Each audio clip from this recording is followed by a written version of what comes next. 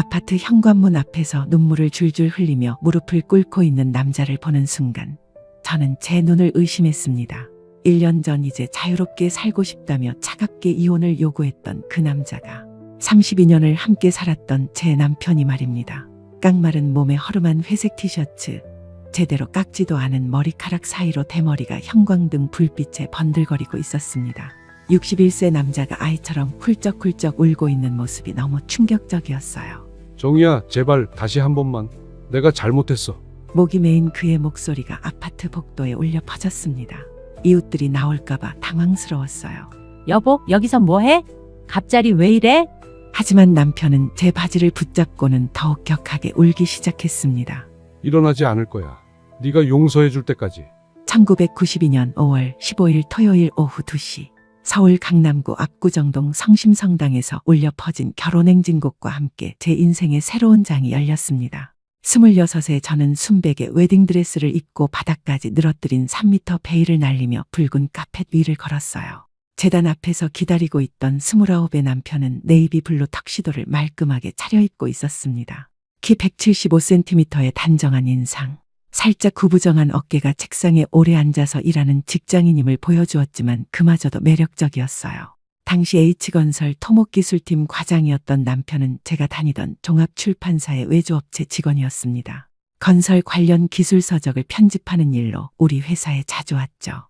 처음 만난 건 1990년 여름이었어요. 그날도 기억납니다. 에어컨이 고장난 편집실에서 땀을 뻘뻘 흘리며 원고를 검토하고 있는데 남편이 시원한 아이스 아메리카노 2잔을 들고 나타났어요. 더우시죠? 커피 한 잔 드세요. 편집하느라 고생 많으십니다. 아, 감사합니다. 정말 더워 죽겠어요.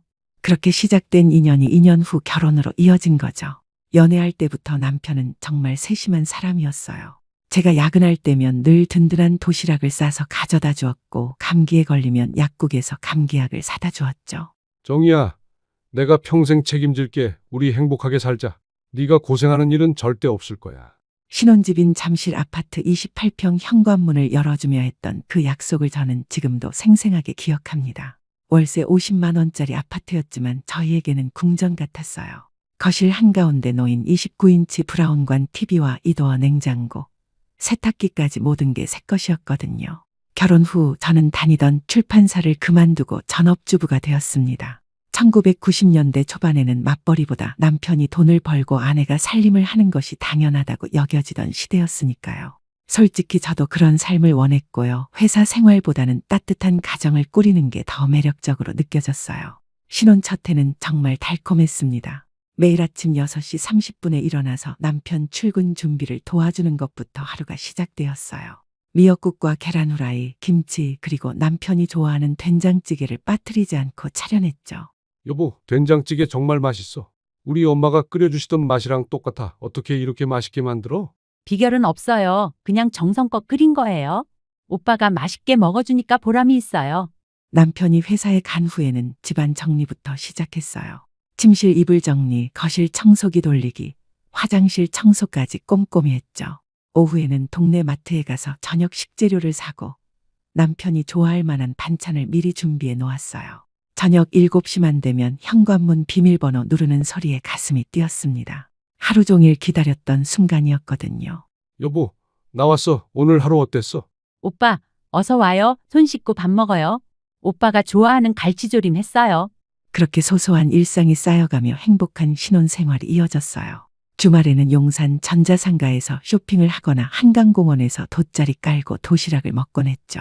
1994년 가을, 첫 아이 수진이가 태어났습니다. 3.2kg의 건강한 딸이었어요. 진통이 12시간이나 계속됐는데 남편은 분만실 앞에서 밤새 기다렸죠. 분만실에서 처음 수진이를 본 순간을 잊을 수 없어요. 작고 빨간 얼굴에 새까만 머리카락, 작은 손가락이 제 손을 꼭 쥐는 느낌이 신기했어요. 정희야, 정말 고생했어. 우리 딸 진짜 예쁘다. 어떻게 이렇게 예쁠 수가 있지? 나 닮아서 이렇게 예쁜 거야? 오빠 닮았으면 못생겼겠지? 다행히 나 닮았네. 그런데 코는 오빠 닮은 것 같아? 그럼 완벽하네. 얼굴은 엄마 닮고 코는 아빠 닮고. 그렇게 농담을 주고받으며 웃던 날들이 그립습니다. 남편은 딸 바보였어요. 퇴근하면 제일 먼저 수진이부터 찾았고 주말에는 온종일 아이와 놀아주었죠. 육아는 생각보다 힘들었지만 즐거웠어요. 새벽 2시, 4시마다 깨서 분유를 타주고 기저귀를 갈아주는 일이 반복되었지만 수진이가 웃을 때마다 모든 피로가 사라졌거든요. 5년 후인 1999년 봄에는 아들 민준이가 태어났습니다. 3.5kg으로 수진이보다 더 큰 아이였어요. 둘째라서 그런지 출산도 훨씬 수월했죠. 으왕. 갓 태어난 민준이의 울음소리가 분만실을 가득 채웠어요. 수진이보다 목소리가 훨씬 컸죠. 아들이다, 정이야. 우리 아들이야. 목소리 좀 봐. 나중에 성악가 할 수 있겠어. 목소리만 큰 게 아니라 몸도 크네. 수진이보다 500g이나 더 나가. 수진이는 처음에 동생이 생긴 게 신기한지 하루 종일 민준이만 쳐다봤어요. 5살이었던 수진이가 민준이 손을 조심스럽게 만지며 하던 말이 기억납니다. 엄마, 동생이 왜 이렇게 작아요? 언제 커져요? 수진이도 처음엔 이만했어. 밥 많이 먹고 잠 많이 자면 수진이처럼 클 거야. 그럼 제가 동생 밥 주는 거 도와줄게요. 남편은 정말 모범적인 가장이었습니다. 매일 저녁 7시면 어김없이 집에 들어왔고 아이들 학부모 상담이나 운동회에도 빠지지 않고 참석했어요. 주말이면 한강공원이나 어린이대 공원으로 가족 나들이를 떠났죠. 특히 아이들 교육에는 정말 열성적이었습니다. 수진이가 7살 때 피아노를 배우고 싶다고 하자 집 근처 음악학원을 모두 둘러보고 가장 좋은 선생님을 찾아서 등록시켰어요. 수진아, 피아노 치는 거 재미있어. 어려우면 언제든지 그만해도 돼. 아니에요. 아빠, 재미있어요. 나중에 아빠, 엄마한테 피아노 쳐드릴게요. 그럼 아빠가 더 열심히 일해서 더 좋은 피아노 사줄게. 민준이가 초등학교에 들어가서 태권도를 하고 싶다고 했을 때도 마찬가지였어요. 집에서 걸어서 10분 거리에 있는 태권도장을 직접 방문해서 관장님과 1시간 넘게 상담했죠. 아빠, 태권도 배우면 저도 강해질 수 있어요? 그럼 우리 민준이 태권도 배워서 멋있는 남자 되자. 하지만 힘이 세다고 다른 친구들 괴롭히면 안 된다. 네, 아빠, 저는 나쁜 사람한테만 쓸 거예요. 그런 대화를 나누는 남편을 보면서 저는 정말 좋은 사람과 결혼했다는 생각이 들었어요. 여보, 고생 많아. 우리 정이가 없었으면 이 집이 어떻게 돌아갔을까? 내가 밖에서 일만 하면 되니까 얼마나 편한지 몰라. 정말 고마워. 무슨 소리예요? 오빠가 밖에서 열심히 돈 벌어오니까 제가 이렇게 편하게 살죠. 서로 고마워해야죠. 남편은 늘 저에게 고마워했습니다. 저 역시 그런 남편이 자랑스러웠죠. 회사에서도 인정받아서 1995년에 차장, 2001년에 부장으로 승진했어요. 연봉도 꾸준히 올라서 2000년대 중반에는 7천만 원을 넘어섰죠. 아이들도 아빠를 무척 따랐습니다. 특히 민준이는 초등학교 저학년 때 아빠 자랑을 정말 많이 했어요. 아빠, 우리 아빠가 회사에서 제일 잘 나가는 부장님이지? 친구들이 그러는데 H건설이 정말 큰 회사라면서? 우리 아빠가 그 큰 회사 부장님이라고 하니까 다들 부러워해요. 그럼 아빠가 한국에서 제일 큰 건설회사 다니지. 우리 민준이 자랑스럽게 말해도 돼. 하지만 자랑만 하지 말고 아빠처럼 열심히 공부해서 훌륭한 사람이 되어야 한다. 네, 아빠, 저도 나중에 아빠처럼 큰 회사 다닐 거예요.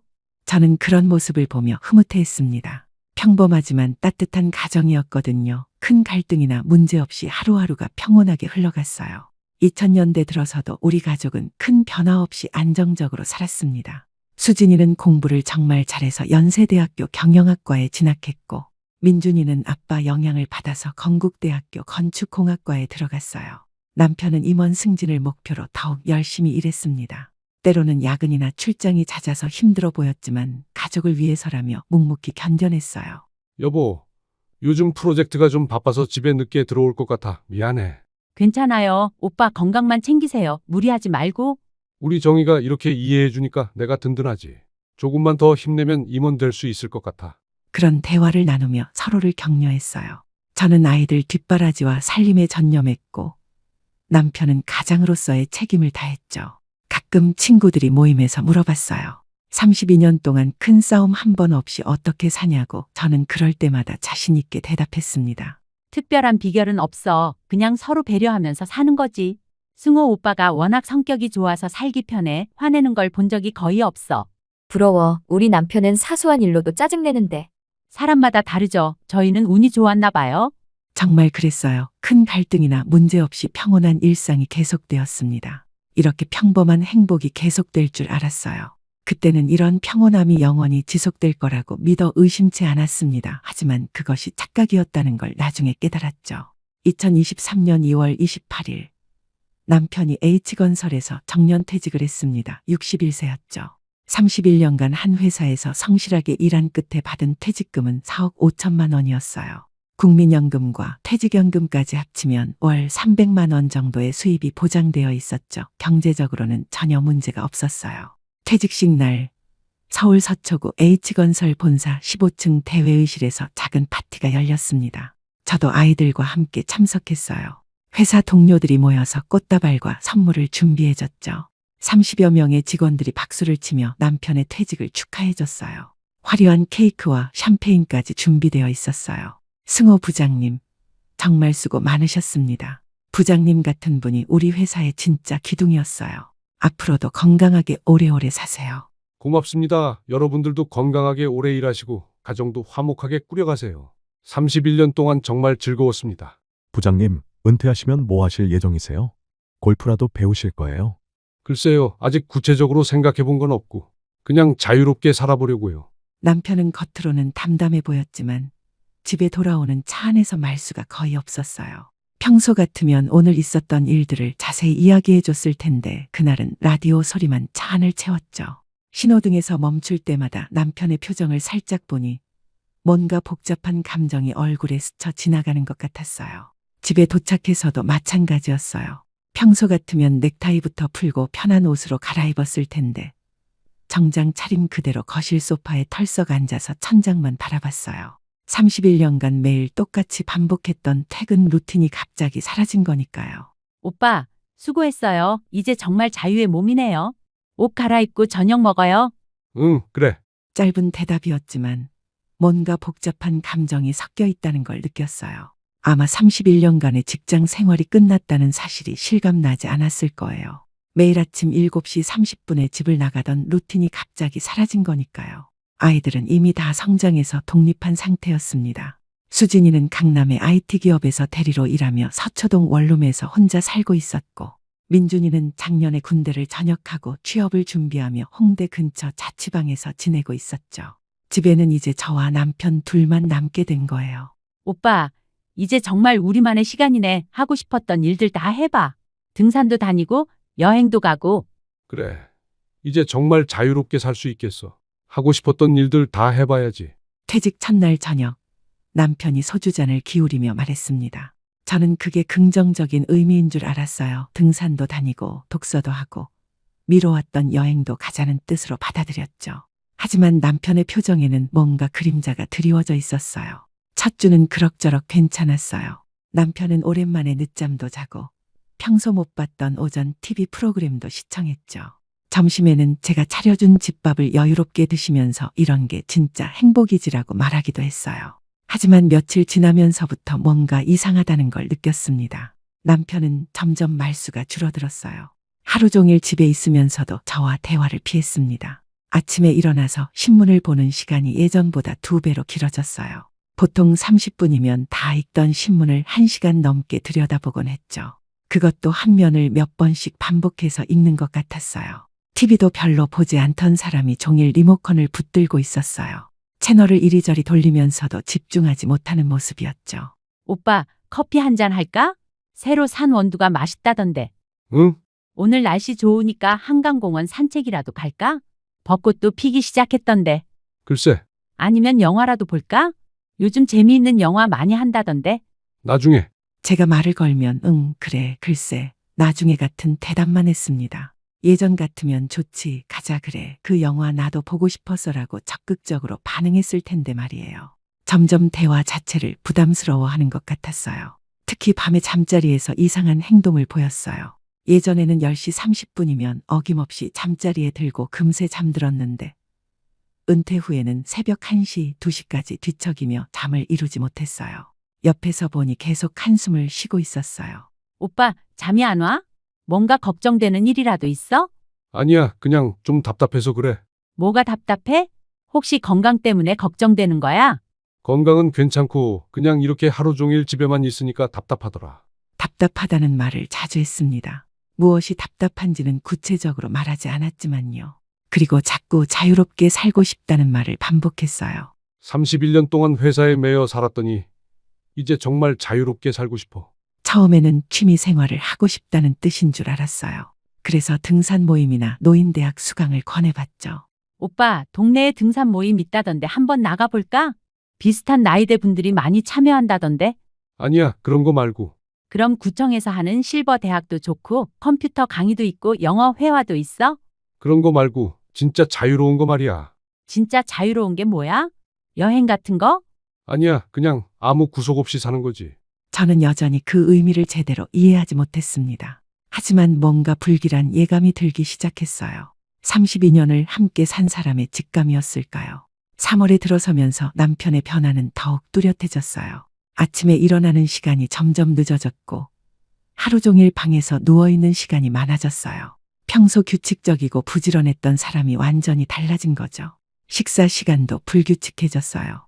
예전에는 정확히 7시, 12시, 7시에 식사를 했는데 이제는 배고프지 않다며 건너뛰는 일이 잦아졌어요. 오빠, 점심 차렸어요.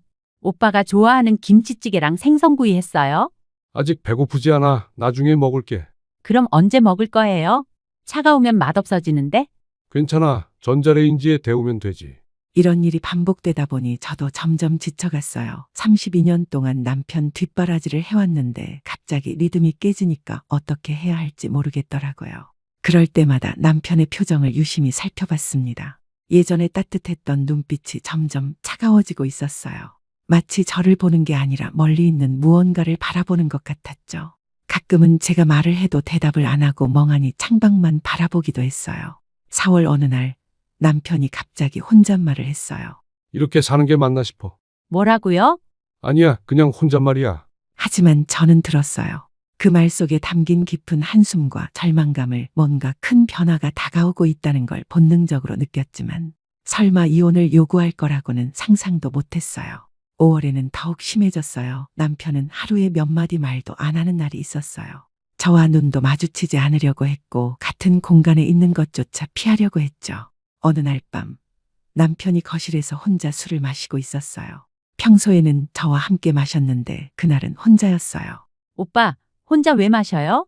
저도 같이 마실게요. 괜찮아. 혼자 마시고 싶어. 무슨 일 있어요? 요즘 너무 이상해요. 아무 일 없어. 그냥 혼자 있고 싶어. 그때였어요. 남편이 처음으로 혼자 있고 싶다는 말을 한 건 32년 결혼 생활에서 한 번도 들어본 적 없는 말이었어요. 그 순간 가슴이 철렁 내려앉았어요.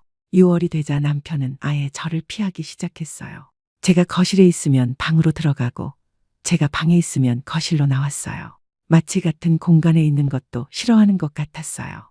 그리고 6월 14일 운명의 그날이 왔습니다. 2023년 6월 14일 화요일 저녁 제 인생에서 가장 충격적인 날이었습니다. 평소처럼 저녁 식사를 마치고 설거지를 하고 있는데 남편이 거실에서 저를 불렀어요.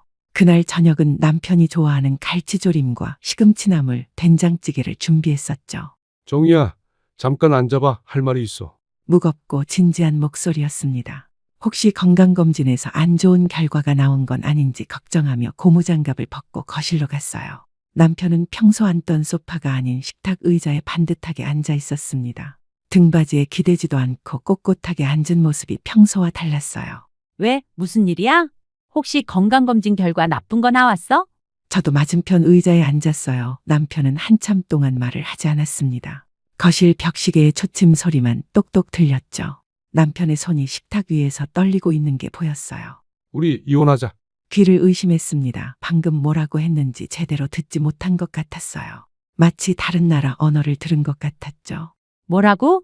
이혼하자고. 더 이상 이렇게 살 수 없겠어. 남편의 표정은 차갑기만 했습니다. 농담을 하는 것 같지도 않았고 화가 나서 하는 말 같지도 않았어요. 마치 오래전부터 준비해온 대사를 읽는 것 같았죠. 32년 동안 함께 살면서 본 적 없는 표정이었어요. 갑자기 이게 무슨 소리야?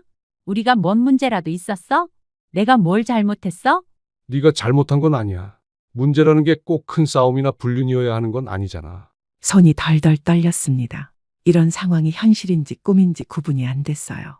32년 결혼 생활에서 가장 큰 싸움이라고 해봤자 아이들 교육 방침을 놓고 며칠 언짢게 지낸 정도였는데 갑자기 이혼이라니. 그럼 왜? 도대체 왜 갑자기 이런 말을 해? 나는 정말 모르겠어. 그냥 더 이상 함께 살고 싶지 않아. 이제 진짜 자유롭게 살고 싶어.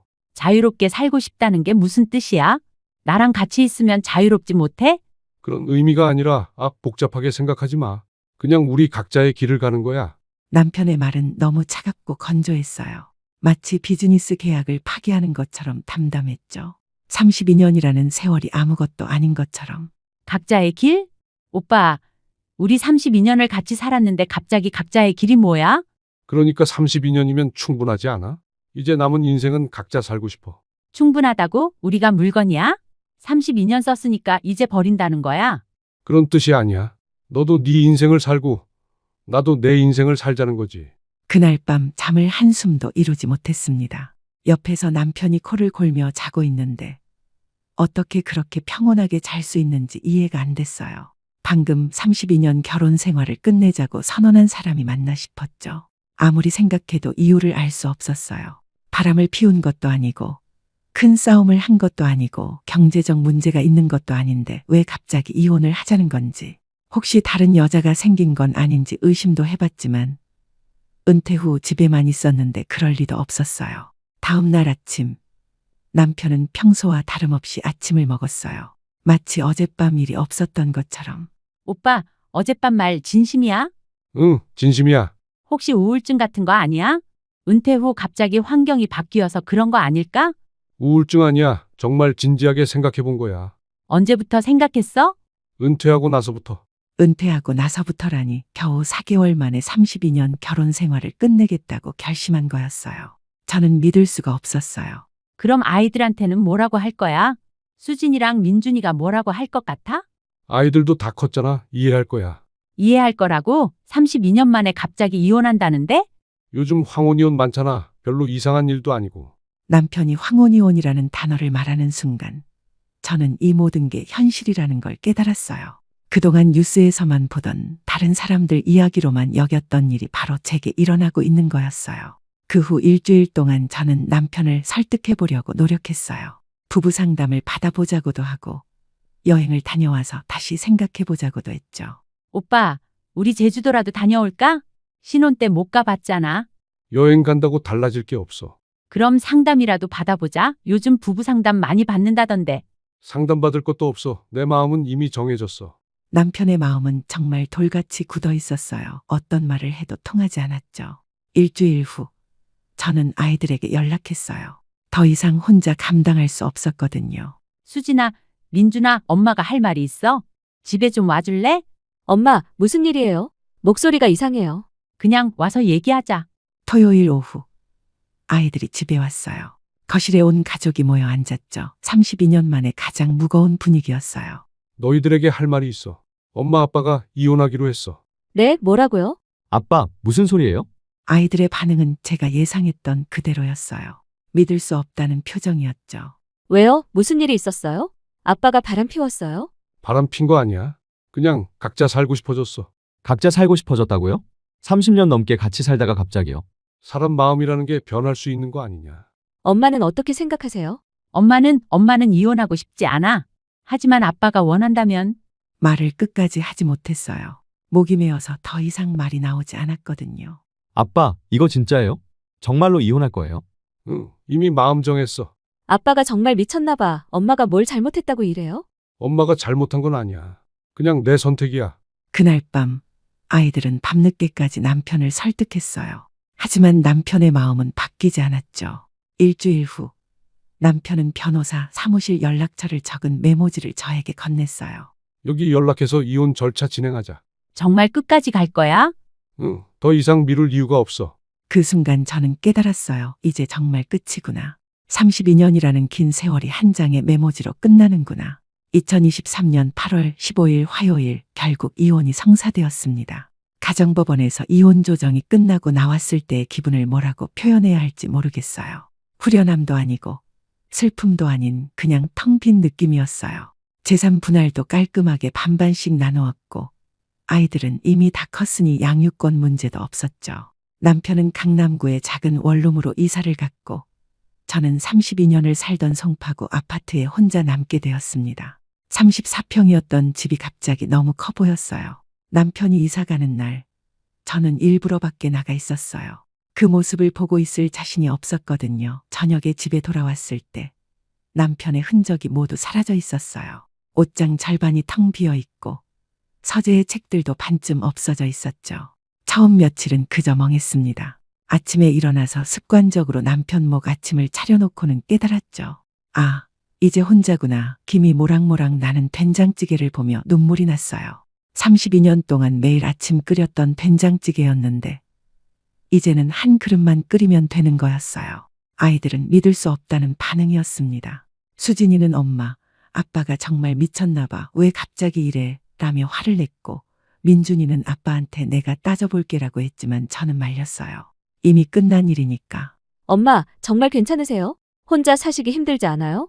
괜찮아. 엄마도 이제 내 인생 살아봐야지. 아이들 앞에서는 강한 척했지만 혼자 있을 때는 정말 힘들었어요. 밤이 가장 힘들었습니다. 32년 동안 옆자리에 누워있던 사람이 없으니 잠이 오지 않았어요. 벽시계 소리가 이렇게 큰 줄 몰랐습니다. 새벽 3시, 4시까지 뒤척이다가 겨우 잠들곤 했죠. 꿈에서도 남편이 나타났어요. 아직 함께 살던 시절의 꿈이었는데 꿈에서 깨고 나면 현실이 더 참혹하게 느껴졌어요. 집안의 모든 것들이 남편을 떠올리게 했어요. 거실 소파에 앉으면 남편이 즐겨 앉던 자리가 보였고 식탁에 앉으면 맞은편 빈 의자가 눈에 띄었어요. TV를 켜면 남편이 좋아하던 뉴스 채널이 나왔죠. 가장 힘든 건 식사 시간이었어요. 32년 동안 두 사람 분량에 맞춰 요리를 해왔는데 갑자기 혼자 먹을 분량만 만들려니 감이 안 잡혔어요. 김치찌개를 끓이면 항상 너무 많이 만들어서 며칠째 같은 음식을 먹어야 했죠. 설거지도 이상했어요. 그릇 하나, 젓가락 한 쌍만 씻으면 되는데 왠지 모르게 허전했어요. 32년 동안 두 사람분의 그릇을 씻는 게 당연했는데 말이에요. 9월에 들어서자 외로움이 더 심해졌어요. 가을이 오면서 날씨가 쌀쌀해지니까 더 적적했죠. 저녁에 혼자 앉아서 TV를 보고 있으면 갑자기 울음이 터져나왔어요. 어느 날 밤 정말 견딜 수 없어서 친언니에게 전화를 걸었어요. 언니, 나야. 정희야, 무슨 일이야? 목소리가 이상한데? 언니, 나 너무 외로워. 아이고, 우리 정희, 많이 힘들지? 언니가 내일 놀러 갈게. 언니가 다음날 집에 와서 하루 종일 제 얘기를 들어줬어요. 그동안 쌓인 울분을 다 토해냈죠. 그 사람이 정말 미쳤나 봐. 32년을 어떻게 그렇게 쉽게 포기해? 나도 모르겠어. 정말 이유를 모르겠어. 괜찮아. 시간이 지나면 적응될 거야. 언니가 자주 놀러 올게. 그런데 이상했어요. 이혼한 지 한 달쯤 지났을 때부터 남편에게서 가끔 전화가 왔어요. 한 달에 한 번 정도였는데 안부를 묻더군요. 정희야, 잘 지내? 네, 잘 지내요. 오빠도 잘 지내시고? 혹시 불편한 거 없어? 집에 문제되는 거 있으면 연락해. 괜찮아요. 모든 거 다 알아서 하고 있어요. 그럴 때마다 마음이 복잡했어요. 이혼하자고 해놓고는 왜 자꾸 안부를 묻는지 이해할 수 없었습니다. 전화를 끊고 나면 눈물이 났어요. 차라리 연락을 안 했으면 좋겠다는 생각이 들었죠. 10월에는 더 심각한 일이 생겼어요. 갑자기 혈압이 올라가서 응급실에 실려간 거예요. 혼자 집에 있다가 갑자기 어지러워서 쓰러질 뻔했죠. 응급실에서 의사 선생님이 물어봤어요. 보호자는 어디 계세요? 보호자는 없어요. 가족이나 지인 중에 연락할 분이 있으신가요? 딸한테 연락하겠습니다. 수진이가 급하게 병원으로 달려왔어요. 검사 결과 스트레스성 고혈압이었죠. 엄마, 왜 이렇게 됐어요? 혼자 살기 너무 힘드시죠? 괜찮아. 일시적인 거야. 엄마, 제가 이사 와서 같이 살까요? 안 돼. 너도 네 생활이 있잖아. 아이들에게 부담을 주고 싶지 않았어요. 이미 어른이 된 아이들에게 제 문제를 떠넘길 수는 없었죠. 병원에서 돌아온 후 저는 더 조심스럽게 살았어요. 혼자 살면서 건강에 문제가 생기면 정말 위험하다는 걸 깨달았거든요. 11월에 들어서면서 우울감이 더 심해졌어요. 하루 종일 집에만 있으니까 사람과 대화할 일이 없었어요. 마트에 가서 계산할 때 감사합니다라고 인사하는 게 유일한 대화였죠. 어느 날은 거울을 보다가 깜짝 놀랐어요. 몇 달 사이에 많이 늙어 보였거든요. 머리도 희끗희끗해졌고 얼굴에도 주름이 더 깊어진 것 같았어요.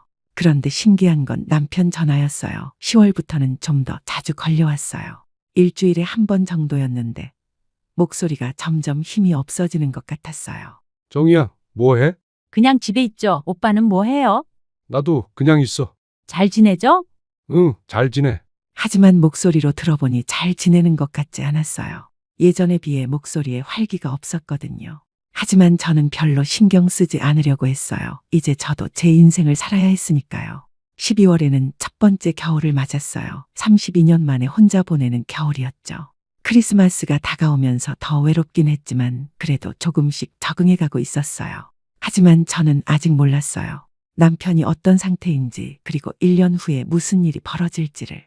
2023년 11월 이혼한 지 3개월이 지났을 무렵부터 조금씩 변화가 시작되었습니다. 수진이가 주말에 집에 놀러와서 제 모습을 보더니 걱정스러운 표정을 지었어요. 엄마, 요리 교실 같은 거 다녀보는 게 어때요? 새로운 사람들도 만나고 뭔가 배우기도 하고. 요리 교실? 엄마가 32년 동안 요리한 사람인데 요리 교실을 왜 다녀? 그게 아니라 사람들이랑 어울리라는 뜻이에요. 엄마 혼자 집에만 있으니까 우울해 보여요. 우울하지 않아. 괜찮아. 엄마, 거짓말하지 마세요. 얼굴에 다 써 있어요. 처음에는 별로 내키지 않았어요. 낯선 사람들과 어울린다는 게 부담스러웠거든요. 32년 동안 남편과 아이들만 돌보다가 갑자기 다른 사람들과 어울린다니 상상이 안 됐어요. 하지만 하루 종일 혼자 있는 것도 답답해서 결국 성파구 문화센터 요리교실에 등록했습니다. 수강료는 3개월에 15만 원이었어요. 매주 화요일과 목요일 오후 2시부터 4시까지였죠. 첫 수업날 정말 떨렸어요. 32년 만에 집 밖에서 무언가를 배운다는 게 어색했거든요. 문화센터 요리실에 들어가니 비슷한 나이대의 여성 12명이 앞치마를 두르고 있었어요. 안녕하세요. 새로 오신 분이시네요. 자기소개 부탁드려요. 안녕하세요. 이정희입니다. 58살이고. 요리 배우러 왔어요. 어머, 저도 비슷한 나이예요. 저는 김미숙이라고 해요. 반가워요. 김미숙 씨는 55세로 저보다 3살 어렸어요. 첫 수업은 떡볶이 만들기였는데 생각보다 재미있었어요. 다른 분들과 이야기를 나누면서 요리하니까 시간이 금세 지나갔죠. 정희 씨, 떡볶이 정말 맛있게 만드시네요. 비법이 있어요? 그냥 32년 동안 해온 대로 한 거예요. 32년이면 결혼 오래 하셨네요. 네, 했었죠? 과거형으로 말하니까 김미숙 씨가 눈치를 채고 더 이상 묻지 않았어요. 나중에 알았지만 김미숙 씨도 3년 전에 황혼이혼을 경험한 분이었어요. 수업이 끝나고 김미숙 씨가 커피를 마시자고 제안했어요. 정희 씨, 시간 되시면 커피 한잔 할까요? 근처에 괜찮은 카페 있거든요. 아, 네, 좋아요. 문화센터 근처 카페에서 아메리카노를 마시며 이야기를 나눴어요. 김미숙 씨는 정말 밝고 긍정적인 분이었어요. 정희 씨도 혹시 이혼하신 거예요? 네, 올해 8월에. 아, 그럼 아직 얼마 안 됐네요. 많이 힘드시죠? 네, 아직은 적응이 안 돼요. 저도 처음에는 정말 힘들었어요. 하지만 시간이 지나면 적응돼요. 그리고 생각보다 혼자 사는 것도 나쁘지 않아요. 김미숙 씨는 52세에 이혼하고 3년째 혼자 살고 있다고 했어요. 남편이 젊은 여자와 바람을 피워서 이혼했다고 하더군요. 처음에는 배신감과 분노로 잠도 못 잤어요. 하지만 지금 생각해보니 오히려 잘된 일 같아요. 그런 사람이랑 계속 살았으면 더 고생했을 거예요. 저는 바람을 피운 것도 아니고 그냥 자유롭게 살고 싶다고 하더라고요. 그것도 참 이기적이네요. 32년이나 같이 살았으면 정도 있을 텐데. 김미숙 씨와 이야기를 나누니까 마음이 조금 편해졌어요. 나만 이런 일을 겪는 게 아니구나 싶었죠. 두 번째 수업부터는 다른 분들과도 친해졌어요. 박영순 씨는 63세로 남편과 사별한 분이었고 이영자 씨는 60세로 아직 결혼 생활을 하고 있지만 남편이 치매 초기 증상이 있어서 힘들어하고 있었어요. 정희 씨, 혼자 살면서 가장 힘든 게 뭐예요? 밤에 잠잘 때요. 그리고 아플 때. 각자의 사연을 들어보니 모두들 나름의 어려움이 있다는 걸 알았어요. 저만 힘든 게 아니었죠. 12월에 들어서면서 요리 교실 사람들과 더욱 가까워졌어요. 수업이 끝나면 항상 함께 커피를 마시고 때로는 점심도 같이 먹었죠. 정희 씨, 요즘 표정이 많이 밝아졌어요. 그래요? 저는 잘 모르겠는데. 처음 왔을 때랑 완전 달라요. 그때는 정말 우울해 보였거든요. 맞아요. 지금은 말도 많이 하시고 웃음도 많아졌어요. 정말 그런 것 같았어요. 사람들과 이야기를 나누다 보니 웃을 일이 생겼어요. 32년 만에 처음 맛보는 나만의 시간이었죠. 어느 날 수업에서 파스타를 만들었는데 제가 만든 파스타를 다들 맛있다고 해줬어요. 정희 씨, 파스타 정말 맛있네요. 어떻게 이렇게 맛있게 만드셨어요? 그냥 집에서 연습해봤어요. 정희 씨는 정말 요리 천재 같아요. 뭘 만들어도 맛있어요. 칭찬을 받으니까 기분이 좋았어요. 32년 동안 가족들에게만 요리해주다가 다른 사람들에게 인정받으니까 뿌듯했죠. 12월 말 요리 교실 수강생들끼리 송년회를 했어요. 근처 식당에서 저녁을 먹으면서 한 해를 정리했죠. 정희 씨, 내년에도 계속 나오시죠? 네, 물론이죠. 이제 여기가 제 유일한 낙이에요. 우리 등산도 한번 가봐요. 북한산 코스 쉬운 대로. 등산이요? 저는 등산 한 번도 안 해봤는데. 괜찮아요. 우리도 다 초보예요. 천천히 가면 돼요. 등산이라니 32년 동안 한 번도 생각해 본 적 없는 일이었어요. 남편이 등산을 싫어해서 가족 등산도 한 번 간 적이 없었거든요. 그런데 이상했어요. 남편의 전화가 더 잦아졌어요. 12월부터는 일주일에 한 번씩 걸려왔어요. 정희야, 뭐 해? 요리 교실 다녀왔어요. 요리 교실? 갑자기 왜? 새로운 사람들도 만나고 뭔가 배우고 싶어서요. 그래, 좋네. 목소리가 점점 힘이 없어지는 것 같았어요. 예전에 비해 말수도 줄었고 대화도 금세 끝났죠. 하지만 저는 별로 신경 쓰지 않았습니다. 이제 저도 제 인생을 살아야 했으니까요. 2024년 1월 새해가 밝았어요. 새해 첫날 김미숙 씨에게서 문자가 왔어요. 정희 씨, 새해 복 많이 받으세요. 올해는 더 행복한 해가 되길 바래요. 새해 인사를 받으니까 기분이 좋았어요. 32년 만에 남편 가족이 아닌 사람에게서 받는 새해 인사였거든요. 1월부터는 등산 모임에도 나가기 시작했어요. 매주 토요일 아침 8시에 만나서 북한산이나 도봉산 같은 가까운 산에 갔죠. 정희 씨, 등산 어때요? 힘들어요? 생각보다 재미있어요. 공기도 좋고. 운동도 되고 스트레스도 풀리고 일석이조죠. 정말 그랬어요. 산을 오르면서 땀을 흘리니까 스트레스가 풀렸어요. 그리고 정상에 올라가서 내려다보는 풍경이 정말 아름다웠죠. 2월에는 더 큰 변화가 있었어요. 민준이가 놀러와서 한 말이었죠. 엄마 요즘 표정이 많이 밝아졌네요. 그래? 네, 이혼하고 나서 처음으로 웃는 모습 보는 것 같아요. 정말 그런 것 같았어요. 처음에는 버거웠던 혼자만의 시간이 이제는 소중하게 느껴졌어요. 아무한테도 눈치 보지 않고 제가 하고 싶은 일을 할 수 있었거든요. 2024년 3월, 이혼한 지 8개월이 지났을 때였습니다. 저는 완전히 새로운 사람이 된 것 같았어요. 혼자서도 모든 일을 척척 해냈습니다. 처음에는 두려웠던 일들이 이제는 당연하게 느껴졌죠. 전등이 나갔을 때도 직접 전구를 갈았어요. 32년 동안 남편이 해주던 일이었는데 유튜브를 보면서 배워서 해냈죠. 변기가 막혔을 때도 뚫어뻥을 사서 직접 뚫었어요. 어라, 생각보다 쉽네. 혼잣말로 중얼거리면서 성취감을 느꼈어요. 이런 작은 일들을 스스로 해내는 게 이렇게 뿌듯할 줄 몰랐어요. 은행 업무도 이제는 혼자서 다 처리했어요. 32년 동안 남편이 모든 금융 업무를 담당했었는데 이제는 인터넷 뱅킹부터 적금 가입까지 제가 직접 했죠. 어머님, 혼자서 이런 업무 처리하시기 어렵지 않으세요? 처음에는 어려웠는데 이제 익숙해졌어요. 대단하세요. 요즘 혼자 사시는 분들이 많이 늘어나고 있긴 하지만 적응하기 쉽지 않거든요. 세무 신고도 처음으로 혼자 해봤어요. 종합소득세 신고 기간에 국세청 홈택스에 접속해서 하나하나 따라하면서 신고를 마쳤죠. 이것도 해낼 수 있구나. 작은 성취 하나하나가 자신감을 불어넣어줬어요. 요리 교실에서 만난 친구들과는 정말 가까워졌습니다. 이제는 일주일에 한 번씩은 모여서 함께 시간을 보냈어요. 젊었을 때 친구들과 수다 떨던 기분이 들었습니다. 정희 씨, 정말 많이 달라졌어요. 처음 왔을 때랑 완전 다른 사람 같아요. 어떻게 달라졌는데요? 자신감이 생겼어요. 표정도 밝아지고, 말도 많아지고. 맞아요. 처음에는 정말 우울해 보였는데 지금은 완전 다른 사람이에요. 요리 교실 선생님도 같은 말씀을 하셨습니다. 정희 씨, 정말 많이 달라졌어요. 처음 오셨을 때는 말수도 적고 위축되어 보였는데 지금은 수업의 분위기 메이커예요. 그런가요? 저는 잘 모르겠는데요. 다른 분들도 정희 씨 때문에 수업이 더 즐거워졌다고 하세요. 요리 솜씨도 정말 좋으시고. 저도 그걸 느꼈어요. 거울을 보니 표정이 확실히 밝아져 있었습니다. 머리도 새로 파마를 했고 옷차림도 예전보다 신경 쓰게 됐어요.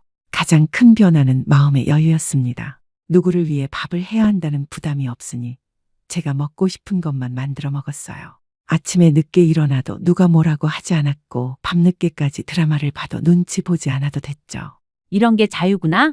혼잣말로 중얼거렸습니다. 남편이 그렇게 원했던 자유가 이런 건가 싶었어요. 4월에는 새로운 도전을 해봤어요. 컴퓨터 강의를 수강하기 시작한 거예요. 구청에서 하는 실버 컴퓨터 교실이었죠. 어머님, 컴퓨터 처음 배우시는 거죠? 네, 완전 초보예요. 키보드도 제대로 못 쳐요. 천천히 하시면 돼요. 요즘 60대 분들도 다들 잘하세요. 처음에는 정말 어려웠어요. 마우스 잡는 것부터 헷갈렸거든요. 하지만 포기하지 않고 계속 연습했죠. 2주 만에 한글 타자를 칠 수 있게 됐고, 한 달 후에는 인터넷 검색도 할 수 있게 됐어요. 와, 정말 신기하네. 인터넷으로 요리 레시피를 찾아보는 재미에 빠졌어요. 유튜브에서 요리 동영상을 보면서 새로운 요리를 배우기도 했죠. 5월에는 더 큰 변화가 있었어요. 등산 모임에서 설악산 1박 2일 여행을 가자고 제안한 거예요. 정희 씨, 우리 설악산 여행 어때요? 1박 2일로. 여행이요? 저는 혼자 여행 한 번도 안 해봤는데요. 우리 같이 가는 거니까 혼자 가는 거 아니에요. 어때요? 글쎄요, 좀 무섭기도 하고. 뭐가 무서워요? 우리가 다 같이 가는데 정말 재미있을 거예요. 고민 끝에 여행에 참여하기로 했어요. 32년 만에 처음 떠나는 여행이었죠. 남편 없이 떠나는 첫 여행이었어요. 설악산 여행은 정말 즐거웠어요. 케이블카를 타고 올라가서 광금성을 구경하고 신흥사도 둘러봤죠. 저녁에는 숙소에서 친구들과 밤늦게 수다를 떨었어요. 정희 씨, 여행 어때요? 재미있죠? 네, 정말 재미있어요. 이런 기분 처음이에요. 앞으로 우리 여행 자주 다녀요. 제주도도 가고 부산도 가고. 그래요, 가보고 싶은 곳이 많아요. 여행에서 돌아온 후 저는 더욱 자신감이 생겼어요. 혼자서도 뭐든 할 수 있다는 생각이 들었죠. 6월에는 운전면허를 새로 땄어요. 32년 전에 딴 면허가 있었지만 결혼 후에는 한 번도 운전을 안 해서 사실상 무면허나 다름없었어요. 어머님, 운전 오래 안 하셨죠? 네, 30년 넘게 안 했어요. 처음부터 다시 배운다고 생각하세요. 요즘 차는 예전보다 훨씬 안전해요. 한 달간 연수를 받고 도로주행 시험도 통과했어요. 그리고 중고차를 한 대 샀죠. 소형차였지만 제 차가 생겼다는 게 정말 기뻤어요. 이제 정말 자유롭네. 차가 생기니까 행동 반경이 넓어졌어요. 멀리 있는 마트에도 가고 친구들과 드라이브도 했죠. 그런데 이상했습니다. 남편의 전화가 더 잦아졌어요. 이제는 일주일에 2~3번씩 걸려왔어요. 정희야, 뭐 해? 친구들이랑 등산 다녀왔어요. 등산, 너가 등산을? 네, 요즘 취미예요. 건강에도 좋고. 그래, 몸 조심해. 목소리가 점점 힘이 없어지는 것 같았어요. 그리고 왠지 모르게 외로워 보였죠. 하지만 저는 별로 신경 쓰지 않았습니다. 7월에는 새로운 도전을 또 해봤어요. 자원봉사를 시작한 거예요. 동네 경로당에서 어르신들 점심 봉사를 하기 시작했죠. 정희 씨, 봉사 경험 있으세요? 아니요, 처음이에요. 잘할 수 있을까요? 괜찮아요. 요리 솜씨 좋으시니까 어르신들이 좋아하실 거예요. 일주일에 2번, 화요일과 목요일에 경로당에 가서 어르신들 점심을 준비해드렸어요. 처음에는 낯설었지만 어르신들이 맛있게 드시는 모습을 보니까 보람을 느꼈어요. 이거 누가 만든 거야? 정말 맛있네. 제가 만들었어요. 아이고, 솜씨 좋구나. 우리 며느리보다 낫네. 칭찬을 들으니까 기분이 좋았어요. 제가 누군가에게 도움이 되고 있다는 생각이 들었죠. 8월이 되자 이혼 1주년이 됐어요. 작년 이맘때를 생각하니 감회가 새로웠어요. 그때는 정말 절망적이었는데 지금은 완전히 다른 사람이 된 것 같았어요. 정희 씨, 이제 정말 독립적으로 잘 사시네요. 네, 혼자 사는 것도 나쁘지 않네요. 처음에는 많이 힘들어 하셨는데 지금 보니까 오히려 더 행복해 보여요. 맞아요. 이제는 누구 눈치도 안 보고 제가 하고 싶은 대로 살 수 있어서 좋아요. 정말 그랬어요. 이혼이 끝이 아니라 새로운 시작이었다는 걸 깨달았어요. 하지만 저는 아직 몰랐어요. 남편이 지난 1년 동안 어떻게 지냈는지, 그리고 곧 무슨 일이 벌어질지를. 2024년 8월 23일, 제 인생에서 2번째로 충격적인 날이었습니다. 요리교실 친구들과 근처 한정식집에서 저녁을 먹고 즐거운 시간을 보낸 후였어요. 김미숙 씨, 박영순 씨와 함께 제철 음식 이야기를 하며 웃음꽃을 피웠던 저녁이었죠. 정희 씨, 오늘 만든 연어 샐러드 정말 맛있었어요. 레시피 좀 알려주세요. 별거 아니에요. 다음에 우리 집에서 직접 해드릴게요. 정희 씨 집에서 홈파티 한번 해요. 우리가 다 재료 사가지고 갈게요. 그렇게 즐거운 대화를 나누며 집으로 돌아왔어요. 아파트 지하주차장에 차를 주차하고 엘리베이터를 타고 15층에 올라갔죠. 복도를 걸어가는데 뭔가 이상했어요. 우리 집 현관 앞에 누군가 쪼그리고 앉아 있었거든요. 처음에는 택배 기사님인 줄 알았어요. 요즘 늦은 시간에도 택배를 배송하는 경우가 있으니까요. 하지만 가까이 갈수록 뭔가 이상했어요. 택배 상자도 보이지 않았고 그 사람의 모습이 너무 초라했거든요. 10m 정도 남았을 때 그 사람이 고개를 들었어요. 그 순간 저는 완전히 얼어붙었습니다. 믿을 수 없었어요. 남편이었거든요. 하지만 제가 알던 남편의 모습이 아니었어요. 깡마른 몸에 너무 큰 회색 티셔츠를 걸치고 있었고 바지도 허리춤에서 주름져 있었어요. 머리는 제대로 감지도 않은 듯 기름져 있었고 반쯤 벗겨진 대머리가 형광등 불빛에 번들거렸죠. 얼굴도 많이 야위어서 광대뼈가 툭 튀어나와 보였어요. 오빠, 여기서 뭐해? 남편은 저를 보자마자 눈물을 흘리기 시작했습니다. 61세 남자가 아이처럼 훌쩍훌쩍 울고 있는 모습이 너무 충격적이었어요. 정희야, 미안해. 정말 미안해. 갑자기 왜 이래? 무슨 일이야? 몸은 괜찮아? 남편의 모습이 너무 초라해서 화가 나기보다는 당황스러웠어요. 1년 전만 해도 단정하고 건장했던 사람이 이렇게 변할 수 있나 싶었죠. 제발 다시 한 번만. 내가 잘못했어. 정말 잘못했어. 남편이 무릎을 꿇더니 제 바지를 붙잡았습니다. 복도에서 이런 모습을 보이니까 정말 당황스러웠어요. 일단 일어나. 여기서 왜 이래? 이웃 사람들이 다 봐. 일어나지 않을 거야. 네가 용서해 줄 때까지. 목소리가 완전히 쉬어 있었어요. 감기에 걸린 것 같기도 하고 너무 많이 운 것 같기도 했죠. 일단 집에 들어가서 얘기하자. 어쩔 수 없이 집으로 들어가자고 했어요. 이런 모습을 이웃들이 보면 안 될 것 같았거든요. 현관문을 열고 들어가는데 남편이 집 안을 둘러보는 모습이 이상했어요. 마치 처음 보는 집처럼 신기해하면서 천천히 둘러봤어요. 집이 많이 바뀌었네. 뭐가 바뀌었어? 밝아졌어. 그리고 뭔가 다른 냄새가 나. 정말 그랬어요. 남편이 없어진 후 집 분위기가 많이 바뀌었거든요. 제가 좋아하는 디퓨저도 놓았고 화분도 몇 개 들여놓았어요. 남편이 싫어했던 것들이었죠. 앉아, 물 가져다 줄게. 남편을 거실 소파에 앉히고 물을 떠다 줬어요. 남편은 물을 받아 마시면서도 계속 훌쩍거렸어요. 이제 말해봐. 무슨 일이야? 정희야, 나 정말 바보였어. 1년 동안 혼자 살아보니까 알겠더라. 내가 얼마나 바보였는지. 갑자기 무슨 소리야? 혼자 살 수 없어. 정말 못 살겠어. 그때부터 남편이 지난 1년 동안의 이야기를 털어놓기 시작했어요. 듣고 보니 정말 참혹했어요. 이혼하고 나서 제대로 된 식사를 한 번도 못했어. 편의점 도시락이나 라면으로만 연명했어. 왜? 요리하면 되잖아. 할 줄을 모르겠더라. 32년 동안 네가 다 해줘서. 라면도 제대로 못 끓이겠어. 남편은 라면을 끓일 때도 물의 양을 제대로 못 맞춰서 짜거나 싱겁게 만들었다고 했어요. 밥을 지을 때도 물 조절을 못해서 질척하거나 딱딱하게 되곤 했다고 하더군요. 그리고 약도 제대로 안 챙겨 먹었어. 약? 무슨 약? 고혈압약, 당뇨약 내가 항상 챙겨줬던 거. 저는 깜짝 놀랐어요. 남편이 고혈압과 당뇨가 있다는 걸 알고 있었지만 혼자 살면서 약을 제대로 안 먹었다니요. 그럼 병원은 갔어? 몇 번 갔는데 의사가 그러더라. 이런 식으로 살면 몇 년 못 간다고. 남편의 목소리가 떨렸습니다. 정말 무서웠나 봐요. 건강검진도 받았는데 결과가 엉망이야. 혈당 수치도 올라가고 혈압도 조절이 안 되고. 그래서 나한테 왔어? 간병인이 필요해서? 아니야, 그런 게 아니라. 정말 내가 그리웠어. 남편의 눈에서 또 눈물이 흘렀어요. 혼자 살아보니까 알겠더라. 내가 얼마나 바보였는지. 32년 동안 네가 해준 모든 것들이 얼마나 소중한지. 지금 와서 그런 소리 해? 식사 준비, 약 챙기기, 건강관리, 집안일. 그 모든 걸 당연하게 여기고 살았더라. 남편이 계속 울면서 이야기를 했어요. 원룸에 혼자 있으면서 매일 후회했어. 왜 그런 선택을 했는지, 자유가 뭐가 좋은지. 자유롭게 살고 싶다며? 자유가 뭔지도 모르고 그런 소리 했어. 진짜 자유는 네가 있을 때였어. 그제야 모든 게 이해됐습니다. 남편이 말하던 자유는 실제로는 제가 해주던 모든 돌봄에서 벗어나는 것이었는데 막상 그런 생활을 해보니 생존 자체가 어려웠던 거예요. 빨래도 제대로 못해. 세탁기 돌리는 건 알겠는데 어떤 세제를 얼마나 넣어야 하는지 모르겠어. 그런 것도 몰라? 32년 동안 한 번도 안 해봤으니까.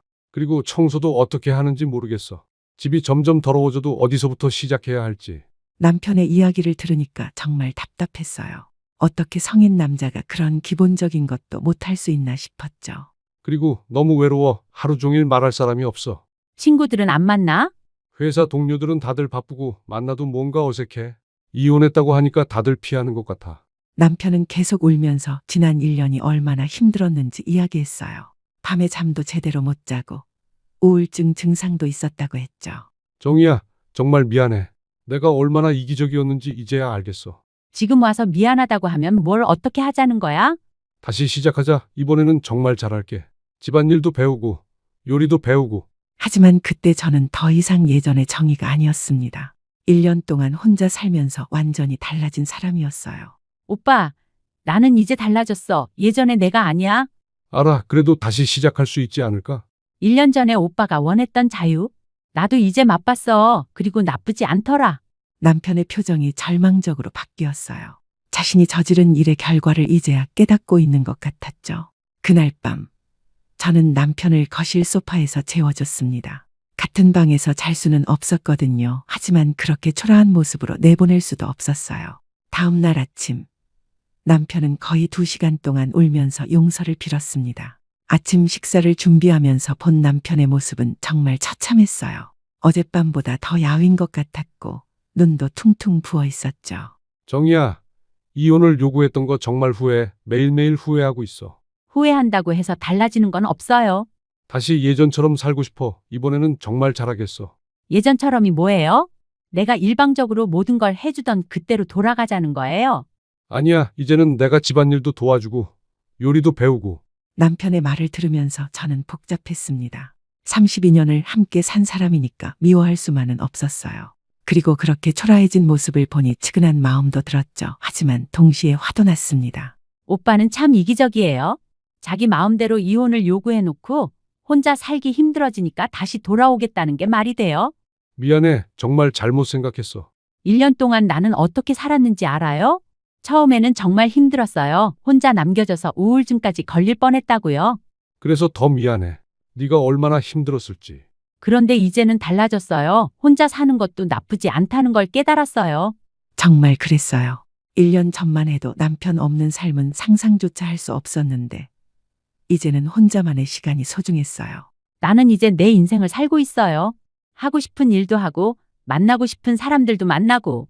알아, 내가 많이 달라진 거 알아. 그래도 뭐요? 오빠 편의를 위해서 다시 돌아가자는 거예요. 남편은 할 말이 없었는지 그냥 고개를 숙였어요. 그날 오후 수진이와 민준이에게 연락했습니다. 아이들이 이 상황을 어떻게 생각하는지 궁금했거든요. 수진아, 민준아, 아빠가 어젯밤에 우리 집에 와서 다시 합치자고 그러는데. 진짜요? 아빠가 정말 그랬어요? 아빠 상태는 어때요? 괜찮아요? 상태가 좀 안 좋더라. 많이 야위었고 건강도 나쁜 것 같아. 아이들은 복잡한 반응을 보였어요. 아빠를 걱정하면서도 엄마 편을 들어주려고 했죠. 엄마, 어떻게 하실 거예요? 모르겠어. 정말 모르겠어. 그래도 아빠잖아요. 그렇게 힘든 상황이면. 민준아, 그게 무슨 소리야? 아빠가 먼저 이혼하자고 했으면서. 그래도 아빠가 정말 후회하고 있다면.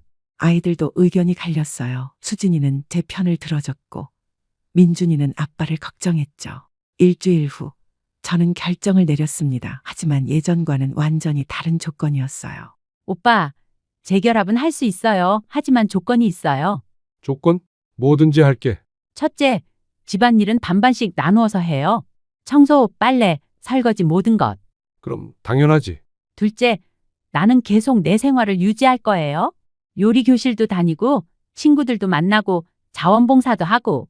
그래, 내가 하고 싶은 거 다 해. 셋째, 이번에 또 같은 실수하면 그때는 정말 끝이에요. 2번 다시는 용서 안 해요. 알겠어. 절대 그런 일 없을 거야. 그리고 마지막으로 우리는 이제 부부가 아니라 동반자예요. 서로 의존하는 관계가 아니라 선택하는 관계. 남편은 고개를 끄덕였습니다. 뭐든지 하겠다는 표정이었어요. 그렇게 다시 함께 살기 시작했어요. 하지만 정말 많은 것이 달라졌습니다.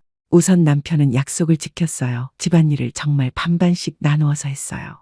처음에는 서툴렀지만 점점 익숙해졌죠. 정희야, 세탁기 이 버튼 누르는 거 맞지? 네, 맞아요. 그리고 세제는 저기 계량컵으로 1스푼만. 알겠어. 다음부터는 혼자서도 할 수 있을 것 같아. 요리도 함께 배웠어요.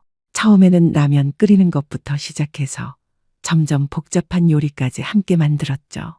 이렇게 하는 거야? 생각보다 어렵네. 처음에는 다 어려워요. 천천히 하면 돼요.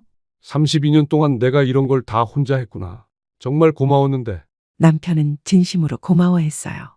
예전에는 당연하게 여겼던 것들을 이제는 소중하게 생각하게 된 거죠. 하지만 가장 큰 변화는 관계였어요. 예전처럼 제가 일방적으로 모든 걸 해주는 관계가 아니라 서로 배려하는 동반자 관계가 됐어요. 저는 계속 제 생활을 유지했어요.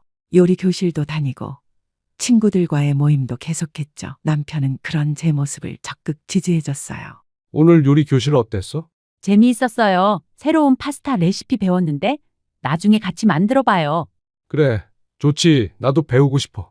자원봉사도 계속했어요. 경로당에서 어르신들 점심 봉사하는 것도 그대로 유지했죠.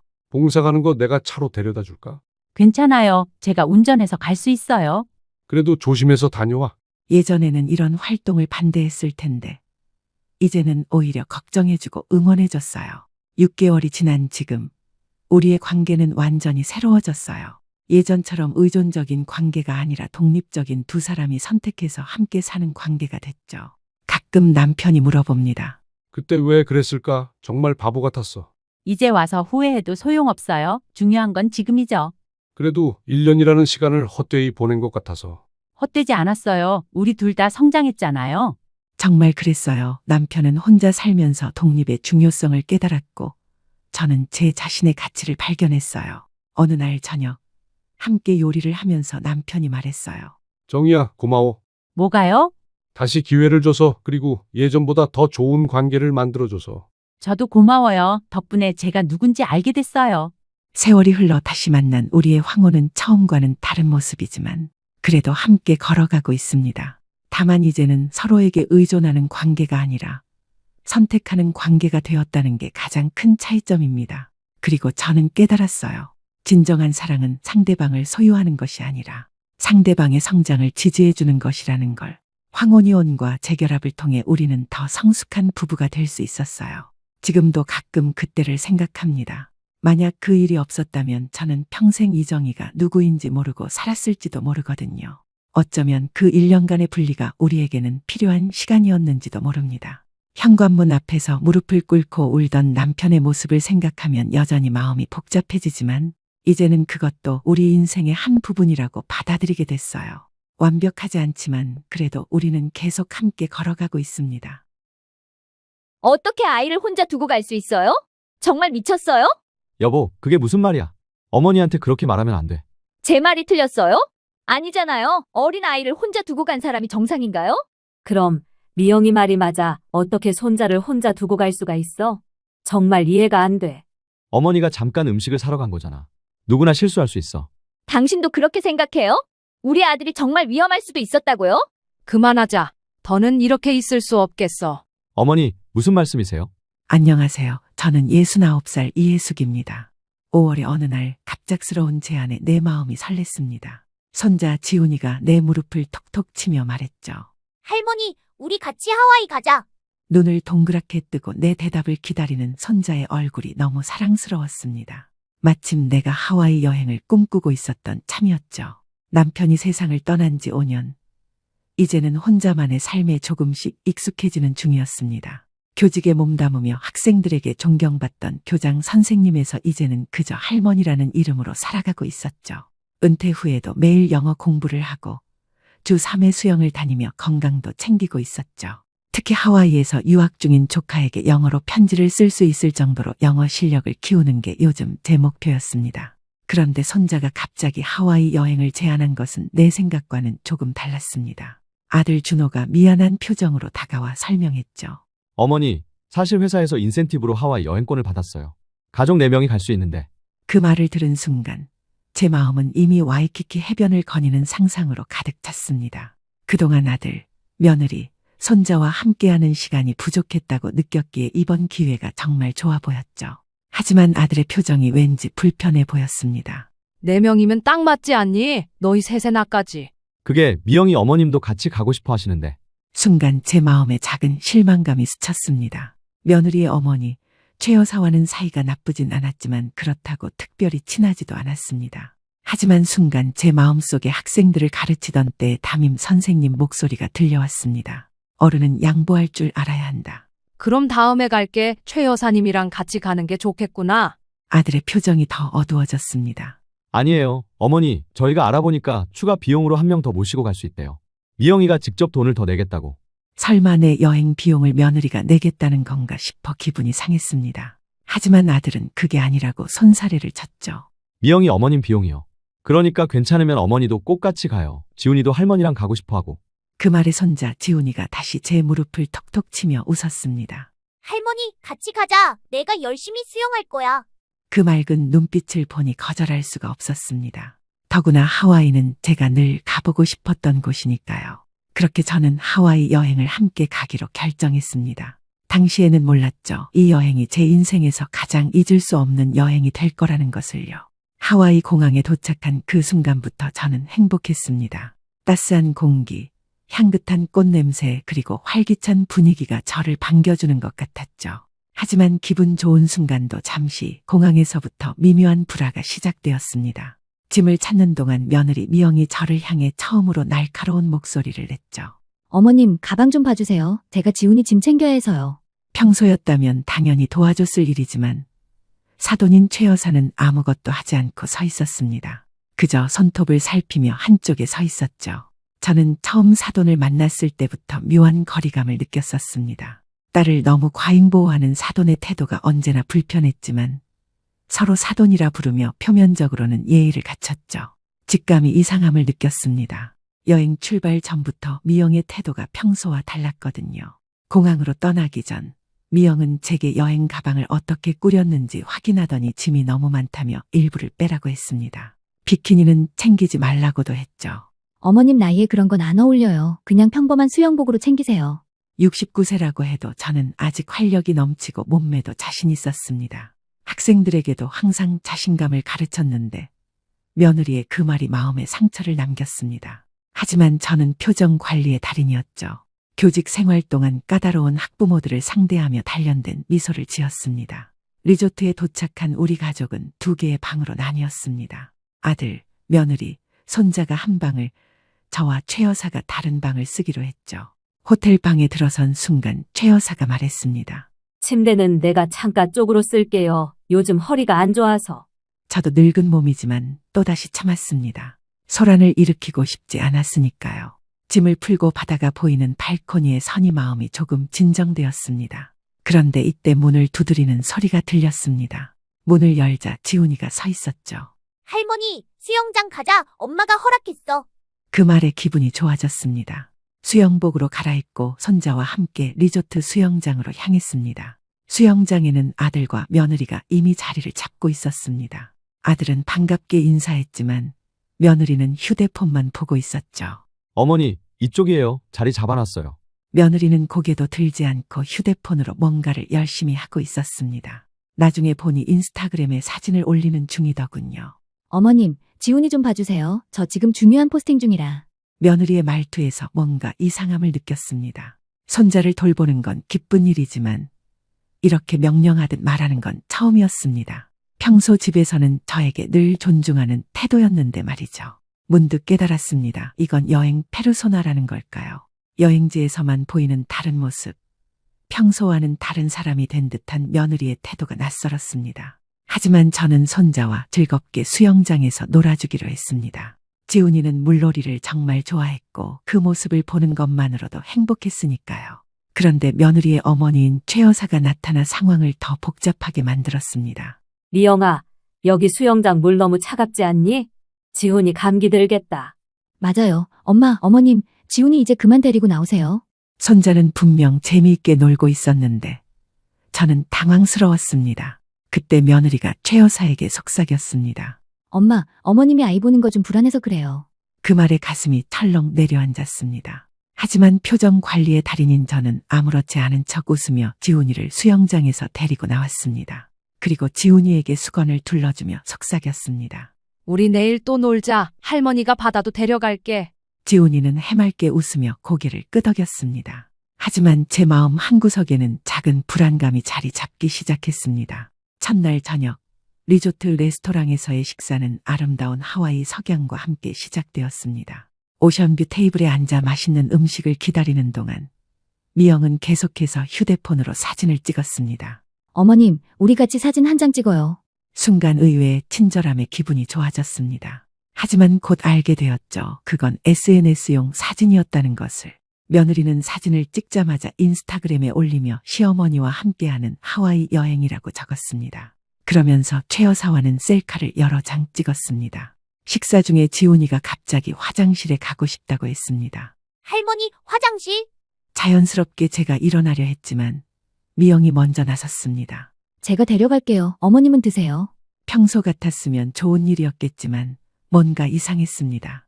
식사가 거의 끝나갈 때쯤 중요한 대화가 시작되었습니다. 어머니, 내일은 저희가 섬 투어를 예약했어요. 오전 8시 출발인데. 좋네. 일찍 일어나야겠구나. 그게 어머님이랑 어머니는 같이 안 가셔도 될 것 같아요. 저는 당황스러워 젓가락을 떨어뜨릴 뻔했습니다. 비행기를 12시간이나 타고 하와이까지 와서 호텔에만 있으라고요. 아들이 얼른 상황을 수습했습니다. 그게 아니라 어머니 투어가 좀 힘들어서요. 트레킹도 있고. 저는 숨을 깊게 들이마셨습니다. 수영도 일주일에 3번씩 하는 저인데 트레킹 정도가 무슨 문제가 되겠습니까? 나 아직 건강해. 등산도 자주 다니고 수영도 하고. 그때 최 여사가 끼어들었습니다. 저는 그런 거 힘들어서 안 갈 거예요. 리조트에서 스파나 받을까 해요. 엄마, 그럼 지훈이는 어떡해요? 어린이는 투어 참가가 어렵대요. 갑자기 모든 시선이 저에게 쏠렸습니다. 어머님, 혹시 지훈이 좀 봐주실 수 있으세요? 저희가 투어 다녀오는 동안만. 그제서야 상황이 파악되었습니다. 처음부터 그들의 계획은 저를 무료 베이비시터로 활용하는 것이었던 거죠. 그래서 저를 이 여행에 초대한 건가 하는 생각에 가슴이 아팠습니다. 하지만 손자는 사랑하니까 마음을 추스르고 대답했습니다. 그래, 지훈이랑 같이 있을게. 감사합니다. 어머니, 저희가 빨리 돌아올게요. 식사를 마치고 방으로 돌아오는 길에 손자가 제 손을 꼭 잡았습니다. 할머니, 내일 같이 수영장 가자. 그 말에 마음이 녹았습니다. 어쩌면 이 여행은 손자와 더 가까워질 수 있는 기회일지도 모르겠다고 생각했죠.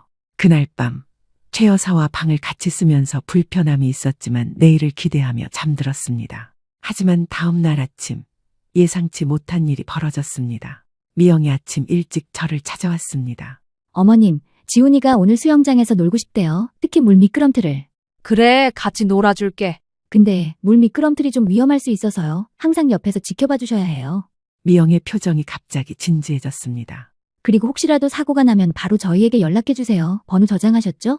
그 말투가 마치 저를 믿지 못하는 것 같아 기분이 상했습니다. 하지만 저는 교직 생활 동안 수많은 학부모와 대화했던 경험으로 침착하게 대답했습니다. 걱정 마. 지훈이 잘 돌볼게. 미영은 고개를 끄덕이고 돌아갔지만 그녀의 눈빛에서 불신을 읽을 수 있었습니다. 미영과 준호 그리고 최 여사가 투어를 떠나고 저는 지훈이와 함께 리조트 수영장으로 향했습니다. 지훈이는 신나게 물놀이를 즐겼고 저는 항상 가까이에서 지켜보았죠. 그런데 갑자기 지훈이가 물 미끄럼틀로 달려갔습니다. 할머니, 저기 타고 싶어. 저는 미끄럼틀 입구까지 따라갔습니다.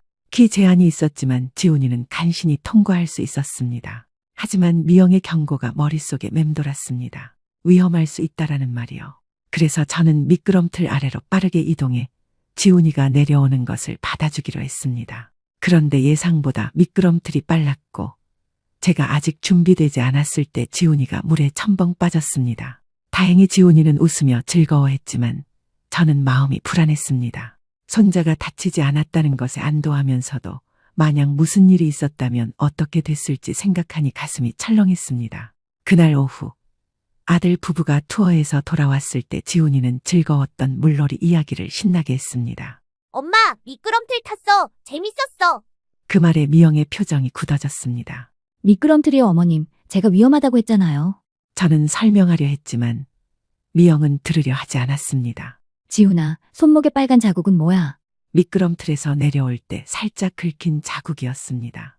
정말 작은 상처였는데 미영은 마치 큰 사고라도 난 것처럼 반응했습니다. 어머님, 이러시면 어떡해요? 내일부터는 제가 지훈이 볼게요. 그 말에 지훈이가 울상을 지었습니다. 싫어. 할머니랑 놀 거야. 미영과 제 사이에 팽팽한 긴장감이 감돌았습니다. 아들은 어쩔 줄 몰라 하며 그저 곁에 서 있었고 최 여사는 상황을 지켜보며 살짝 웃고 있었습니다. 그날 밤 저는 이 여행이 생각했던 것과 너무 다르다는 것을 깨달았습니다. 하지만 제가 가장 걱정했던 것은 내일 일어날 일이었습니다. 아침에 미영이 지훈이와 저를 바다로 데려가겠다고 했거든요. 왠지 모르게 불안한 예감이 들었습니다. 그리고 그 예감은 적중했습니다. 다음 날 하와이의 푸른 바다에서 끔찍한 일이 벌어졌으니까요. 하와이 여행 3일째 아침, 파란 하늘과 눈부신 태양이 우리를 반겼습니다. 오늘은 와이키키 해변으로 가기로 한 날이었죠. 아침 식사를 하면서 준호가 갑자기 말했습니다. 어머니, 오늘 오후에 저희가 예약한 스쿠버 다이빙이 있어요. 저는 놀라서 물 한 모금을 꿀꺽 삼켰습니다. 아침 일찍 해변에 가서 같이 놀기로 했다고 생각했는데 말이죠. 그래, 언제부터 언제까지인데? 12시부터 4시까지요. 저희 어머니도 같이 가세요. 제가 뭐라 말하기도 전에 사돈 최 여사가 끼어들었습니다. 저야 좋지. 다이빙 한번 해보고 싶었어. 그리고 미영이 망설이며 말을 이었습니다. 어머님, 혹시 오늘도 지훈이 좀 봐주실 수 있으세요? 또다시 베이비시터 역할이군요. 하지만 이번에는 마음이 덜 상했습니다. 손자와 함께 해변에서 놀 수 있으니까요. 그래, 지훈이랑 해변에 가서 놀게. 그게 해변은 좀 위험할 것 같아서요. 리조트 수영장에서만 놀아주세요. 저는 눈살을 찌푸렸습니다. 하와이까지 와서 수영장만 이용하라니요. 바다가 보고 싶은데. 어머니, 해변은 파도도 있고 지훈이가 아직 어려서요. 제가 할 말을 찾기도 전에 지훈이가 투정을 부렸습니다. 나 바다 가고 싶어. 할머니랑. 미영은 단호하게 말했습니다. 안 돼. 지훈아, 위험해. 결국 저는 손자와 함께 리조트 수영장에 머물기로 했습니다. 아들 부부와 사돈은 스쿠버 다이빙을 떠났고 지훈이와 저는 수영장으로 향했죠. 수영장 의자에 짐을 풀고 선크림을 바르며 지훈이에게 말했습니다. 지훈아, 할머니랑 같이 있자. 너무 깊은 곳에 가면 안 돼. 알았어요, 할머니. 손자와 함께 물놀이를 하는 것은 정말 즐거웠습니다. 그 순간만큼은 며느리와의 불편한 관계도 잊을 수 있었죠. 시간은 금방 흘러 점심시간이 되었습니다. 지훈이가 배고프다고 했지만 리조트 식당은 예약이 꽉 차 있었습니다. 마침 수영장 근처에 간단한 스낵바가 있어서 그곳으로 향했습니다. 하지만 줄이 길게 늘어서 있었죠. 지훈아, 여기 좀 있어. 할머니가 음식 사올게. 수영장 의자에 앉아 있어. 지훈이는 고분고분 말을 들었습니다. 네, 할머니, 빨리 와요. 줄에 서서 10분 정도 기다렸을까요? 드디어 햄버거와 주스를 받아들고 돌아가는데 갑자기 이상한 느낌이 들었습니다. 우리가 앉았던 의자에 지훈이가 보이지 않았던 거죠. 처음에는 화장실에 갔나 싶었습니다. 하지만 주변을 둘러봐도 지훈이는 보이지 않았습니다. 점점 불안해지기 시작했습니다. 지훈아, 지훈아. 목소리를 높여 불렀지만 대답이 없었습니다. 손에 든 음식을 의자에 내려놓고 주변을 급하게 둘러보기 시작했습니다. 수영장 주변, 화장실, 샤워실까지 찾아봤지만 지훈이는 어디에도 없었습니다. 가슴이 쿵쾅거리기 시작했습니다. 이런 경험은 처음이었습니다. 학교에서 아이들을 책임지고 있을 때도 한 번도 아이를 잃어버린 적이 없었는데 리조트 직원에게 다급히 다가갔습니다. 제 손자가 없어졌어요. 6살 남자아이인데. 직원은 재빨리 무전기로 연락을 취하기 시작했습니다. 영어로 빠르게 말하는 직원의 목소리가 귀에 들어왔습니다. Missing child, Asian boy, around 6 years old. 머릿속이 하얘졌습니다. 준호와 미영에게 연락해야 한다는 생각이 들었지만 그들은 바닷속에 있어 연락이 닿지 않을 거라는 것을 알고 있었습니다. 점점 더 많은 직원들이 모여들어 수색을 시작했습니다. 저는 그들을 따라다니며 지훈이의 이름을 계속 불렀습니다. 지훈아, 이지훈. 시간이 흐를수록 점점 더 불안해졌습니다. 제 머릿속에는 끔찍한 상상들이 떠올랐습니다. 수영장에 빠졌다면, 누군가에게 납치되었다면, 다리가 후들거려 주저앉을 뻔했지만 꾹 참았습니다. 지훈이를 찾는 것이 우선이었으니까요. 30분이 지났을까? 리조트 곳곳에 방송이 울려 퍼졌습니다. 6살 한국인 남자아이를 찾고 있습니다. 이제는 모든 사람들이 저를 쳐다보는 것 같았습니다. 교장 선생님으로서의 자존심도 할머니로서의 책임감도 모두 무너져 내렸습니다. 그저 지훈이만 무사히 찾을 수 있기를 간절히 바랐습니다. 그때였습니다. 리조트 로비에서 준호와 미영 그리고 사돈이 급하게 뛰어오는 모습이 보였습니다. 스쿠버 다이빙 중이었을 텐데 어떻게 이 소식을 들었는지. 어머니, 무슨 일이에요? 지훈이가 없어졌다고. 미영의 표정은 공포로 가득 차 있었습니다. 지훈이가 어디 있어요? 어떻게 된 거예요? 저는 떨리는 목소리로 상황을 설명했습니다. 점심을 사러 잠깐 자리를 비웠는데 돌아오니 없어. 미영의 얼굴이 하얗게 변했습니다. 어떻게 아이를 혼자 둘 수가 있어요? 그 말에 가슴이 찔렸습니다. 정말 제 잘못이었을까요? 하지만 그때는 생각할 겨를이 없었습니다. 우선 지훈이를 찾는 것이 중요했으니까요. 어머니, 걱정 마세요. 우리가 다 같이 찾을게요. 미영은 이미 리조트 매니저에게 달려가 영어로 빠르게 무언가를 말하고 있었습니다. 사돈 최 여사는 한쪽에서 저를 노려보고 있었습니다. 어떻게 이런 일이, 사돈은 애 하나 못 봐줘요? 그 말이 가슴에 콕 박혔지만 지금은 그런 감정에 신경 쓸 여유가 없었습니다. 준호가 재빨리 행동 계획을 세웠습니다. 미영이는 리조트 직원들과 함께 수영장 주변을 살피고 어머니는 저와 함께 해변 쪽을 살펴볼게요. 최 여사님은 로비에 계시면서 혹시 지훈이가 나타나는지 지켜봐 주세요. 모두 각자의 위치로 흩어졌습니다. 저는 준호와 함께 리조트 해변으로 향했습니다. 달리면서도 눈물이 나왔습니다. 내가 좀 더 조심했어야 했는데 준호는 저를 다독였습니다. 어머니, 괜찮아요. 아이들은 원래 순간적으로 사라졌다가 나타나곤 해요. 곧 찾을 거예요. 하지만 준호의 목소리에도 불안함이 묻어났습니다. 해변에는 많은 사람들이 있었습니다. 우리는 해변을 따라 걸으며 지훈이의 이름을 불렀습니다. 지훈아, 이지훈. 몇 명의 외국인 관광객들이 우리를 이상하게 쳐다봤지만 신경 쓸 겨를이 없었습니다. 해변 끝까지 가봤지만 지훈이는 보이지 않았습니다. 그때 준호의 전화가 울렸습니다. 여보, 무슨 일이야? 준호의 표정이 밝아졌습니다. 정말? 어디서? 알았어, 지금 가. 전화를 끄는 준호가 저에게 말했습니다. 어머니, 지훈이를 찾았대요. 키즈클럽에 있대요. 키즈클럽이라니. 안도감과 함께 의문이 들었습니다. 지훈이가 어떻게 거기까지 갔을까요? 우리는 서둘러 리조트 키즈클럽으로 향했습니다. 키즈클럽에 도착하자 미영이 지훈이를 품에 안고 있었습니다.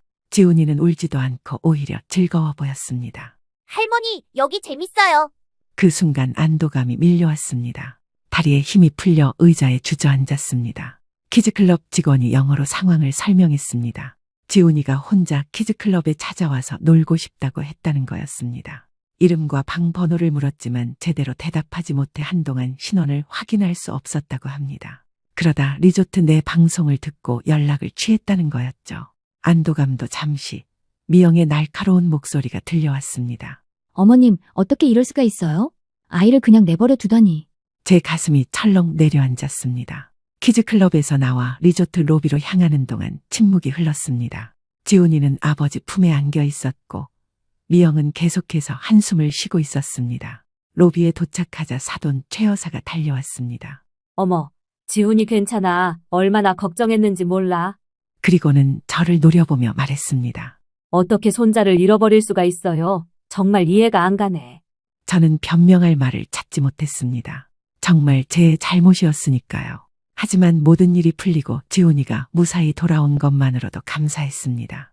미안해. 정말 조심했어야 했는데.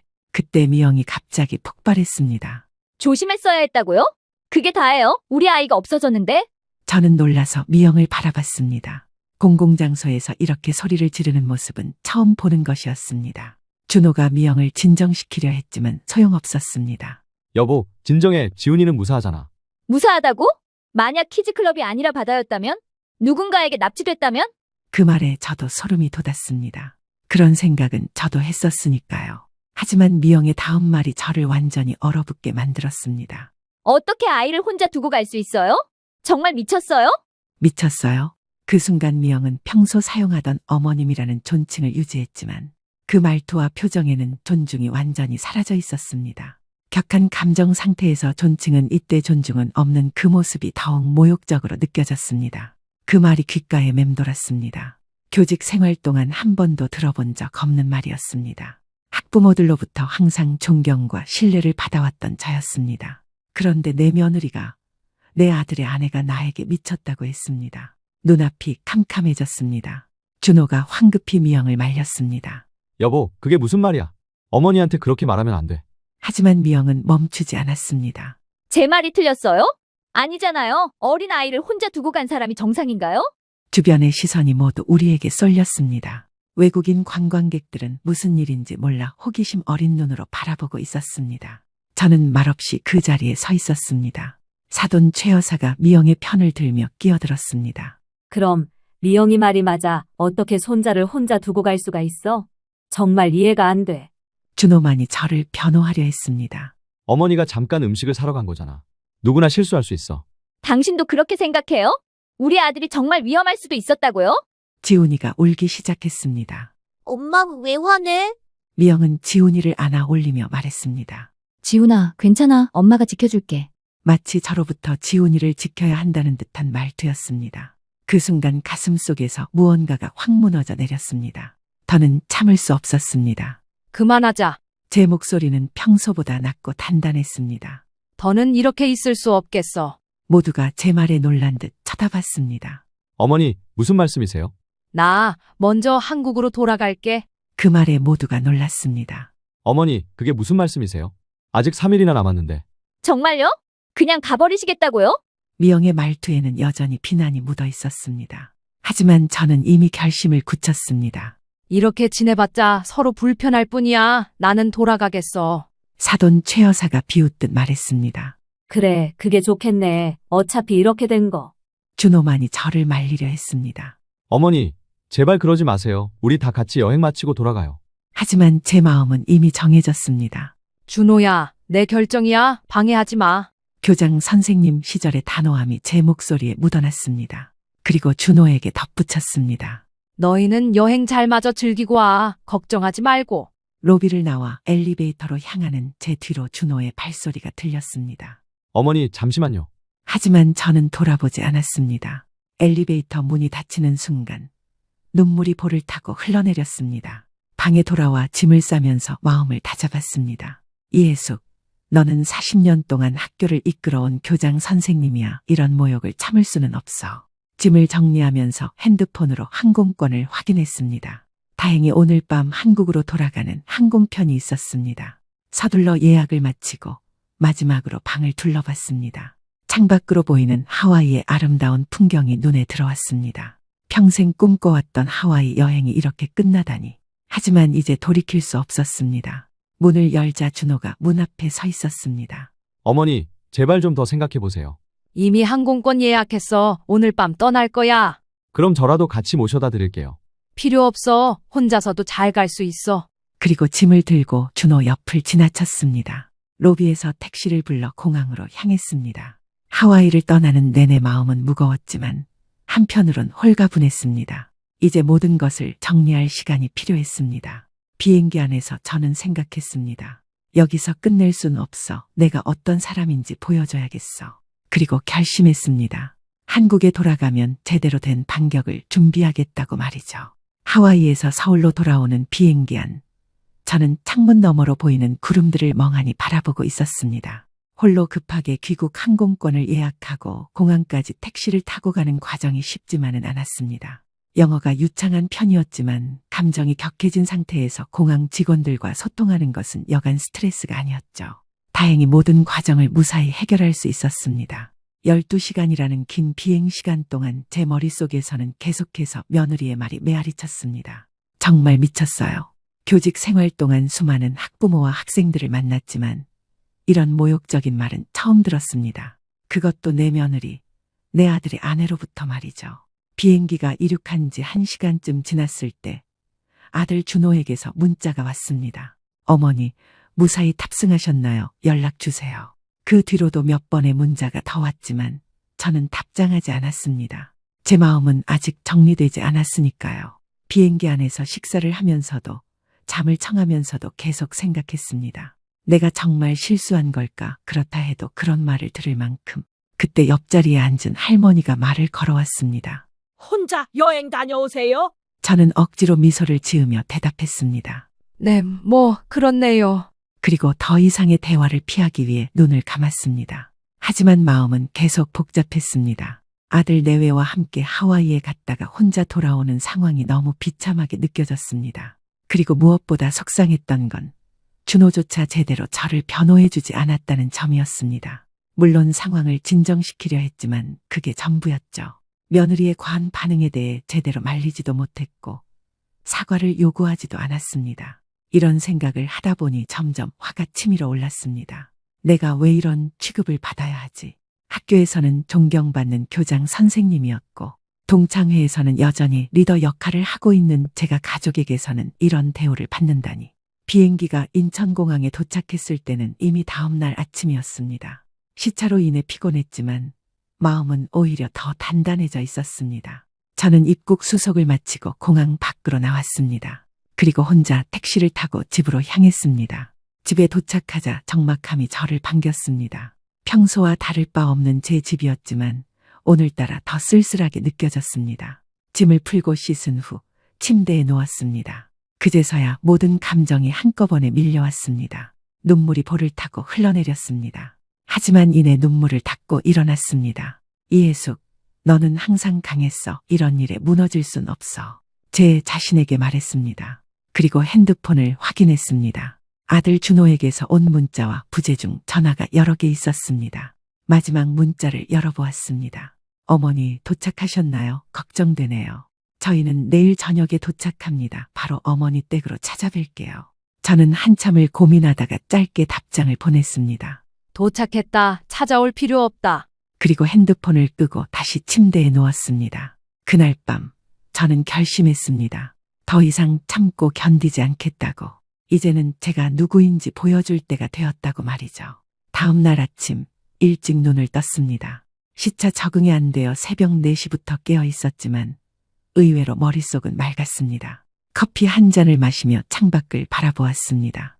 서울의 아침은 하와이와는 달리 분주하고 바쁜 느낌이었습니다. 문득 제 인생도 그랬다는 생각이 들었습니다. 항상 바쁘게 쉴 틈 없이 달려왔죠. 학교에서는 아이들을 위해, 집에서는 가족을 위해. 그런데 정작 저 자신을 위해서는 무엇을 했을까요? 그 순간 핸드폰이 울렸습니다. 준호였습니다. 한참을 고민하다 전화를 받았습니다. 어머니, 드디어 받으셨네요. 걱정했어요. 걱정할 필요 없어. 난 괜찮아. 어머니, 정말 죄송해요. 미영이도 많이 후회하고 있어요. 그 말에 저는 코웃음을 쳤습니다. 후회? 그래서 직접 사과 전화는 안 하고? 저 사실 미영이가 어떻게 해야 할지 몰라서 저희가 도착하면 직접 찾아뵐게요. 오지마. 나 만날 준비 안 됐어. 준호가 당황한 듯 말을 더듬었습니다. 어머니, 그래도 얼굴 보고 이야기하는 게 좋을 것 같은데. 준호야, 내 말 들어. 지금은 너희 보고 싶지 않아. 시간이 필요해. 잠시 침묵이 흘렀습니다. 알겠습니다. 어머니 마음 정리되시면 연락 주세요. 전화를 끊고 깊은 한숨을 내쉬었습니다. 이런 상황이 처음은 아니었습니다.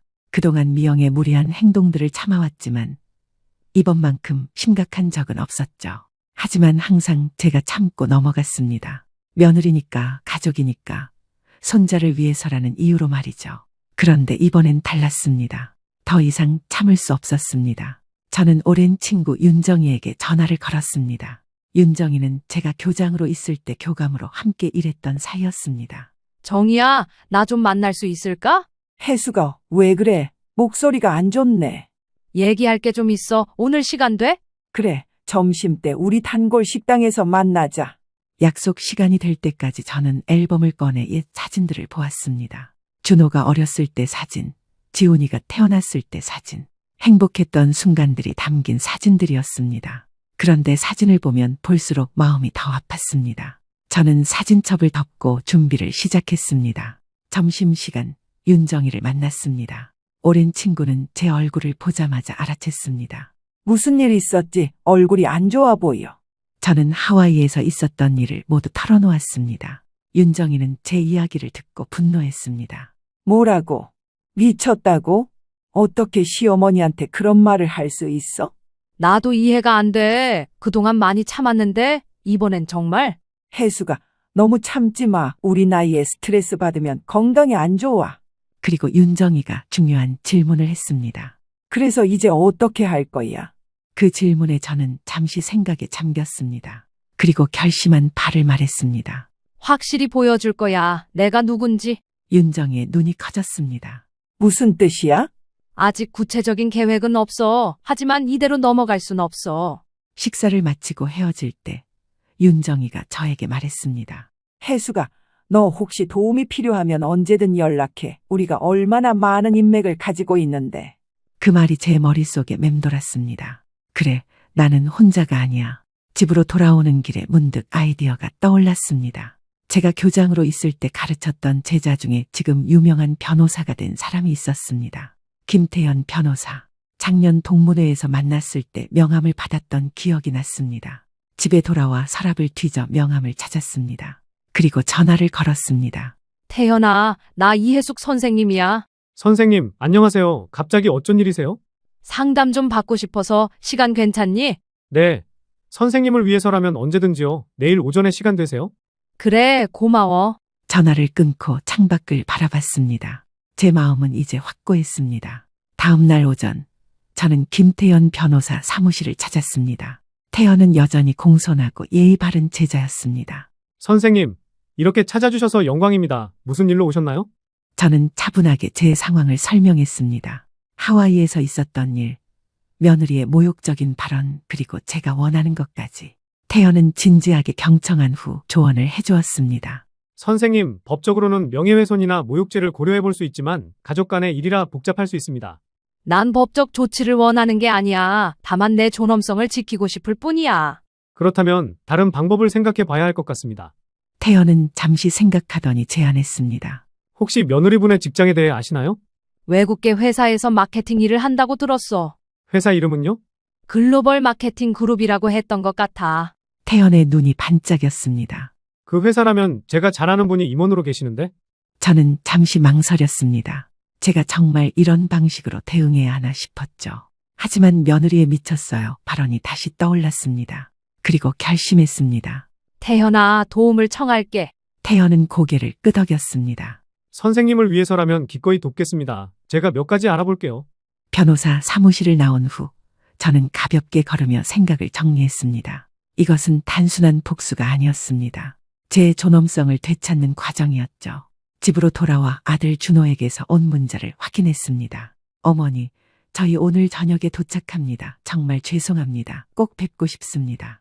저는 답장을 보내지 않았습니다. 대신 다른 계획을 세웠습니다. 제 통장 잔고를 확인하고 몇 가지 서류를 정리했습니다. 그리고 오랜 친구 정희에게 다시 전화를 걸었습니다. 정희야, 나 조언이 필요해. 무슨 일이야? 말해봐. 내가 지금 살고 있는 아파트 준호 이름으로도 되어 있잖아. 이거 어떻게 정리할 수 있을까? 정희는 잠시 침묵했습니다. 혜수가, 너 큰 결심을 했구나? 응, 더 이상 이대로는 못 살겠어. 내가 부동산 일하는 친구가 있어. 내일 만나보자. 전화를 끊고 창밖을 바라봤습니다. 해가 저물고 있었습니다. 문득 핸드폰이 울렸습니다. 김태연 변호사였습니다. 선생님, 몇 가지 알아봤습니다. 내일 시간 되시면 다시 뵐 수 있을까요? 그래, 내일 오전에 갈게. 그날 밤, 저는 오랜만에 편안하게 잠들었습니다. 왠지 모르게 마음이 가벼워졌습니다. 다음 날 아침, 일찍 일어나 태연의 사무실로 향했습니다. 태연은 제게 중요한 정보를 알려주었습니다. 선생님, 알아본 결과 며느리분이 회사에서 문제가 좀 있는 것 같습니다. 어떤 문제? 최근 프로젝트에서 예산 집행 과정에 불투명한 부분이 있다고 해요. 아직 공식적인 조사는 없지만 저는 깊은 숨을 들이마셨습니다. 이것은 생각보다 더 심각한 문제였습니다. 태연아, 이 정보를 어떻게 활용할 수 있을까? 선생님, 저는 단지 정보만 알려드렸을 뿐입니다. 어떻게 하실지는 선생님 판단에 달려 있습니다. 태연의 눈빛에서 존경과 함께 약간의 걱정이 읽혔습니다. 사무실을 나와 다시 걸으며 생각했습니다.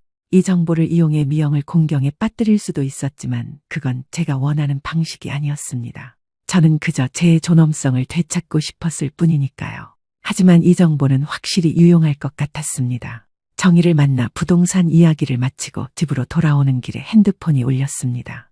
준호였습니다. 이번에는 전화를 받았습니다. 어머니, 저희 방금 도착했어요. 지금 어머니 댁으로 가도 될까요? 저는 침착하게 대답했습니다. 아니, 오지 마. 내일 오후에 내가 너희 집으로 갈게. 네, 정말요? 알겠습니다. 몇 시쯤 오실지. 2시쯤 갈게. 미영이도 있어야 해. 네, 당연히 있을 거예요, 어머니. 저는 전화를 끊었습니다. 그리고 서랍에서 작은 노트를 꺼냈습니다. 그동안 알아본 정보들을 정리하기 시작했습니다. 며느리의 회사 문제, 아파트 명의 변경 방법, 그리고 제가 취할 행동들, 모든 계획을 꼼꼼히 적었습니다. 교장 시절 학교 운영 계획을 세울 때처럼 체계적으로 말이죠. 계획을 마무리하고 깊은 숨을 내쉬었습니다. 내일은 중요한 날이 될 것이었습니다. 저녁이 되자 다시 한번 준호에게서 문자가 왔습니다. 어머니, 내일 뵙겠습니다. 정말 죄송합니다. 이번에는 답장을 보냈습니다. 내일 보자. 그리고 마지막으로 윤정희에게 전화를 걸었습니다. 정희야, 나 내일 큰일 하러 가. 잘 될 거야. 넌 항상 강했잖아. 고마워. 내일 저녁에 다시 연락할게.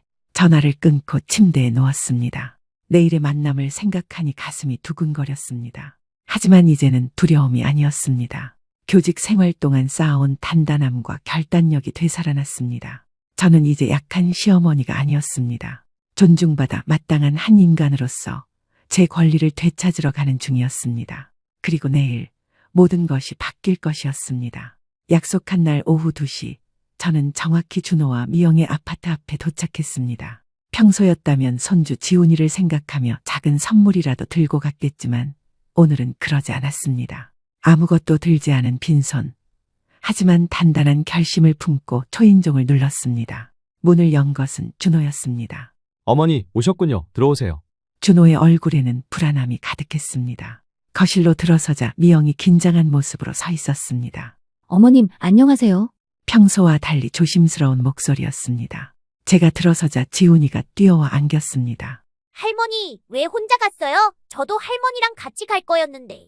순간 마음이 약해질 뻔했지만 이내 마음을 다잡았습니다. 지훈아, 할머니랑 엄마 아빠가 할 얘기가 있어. 내 방에서 좀 놀고 있을래?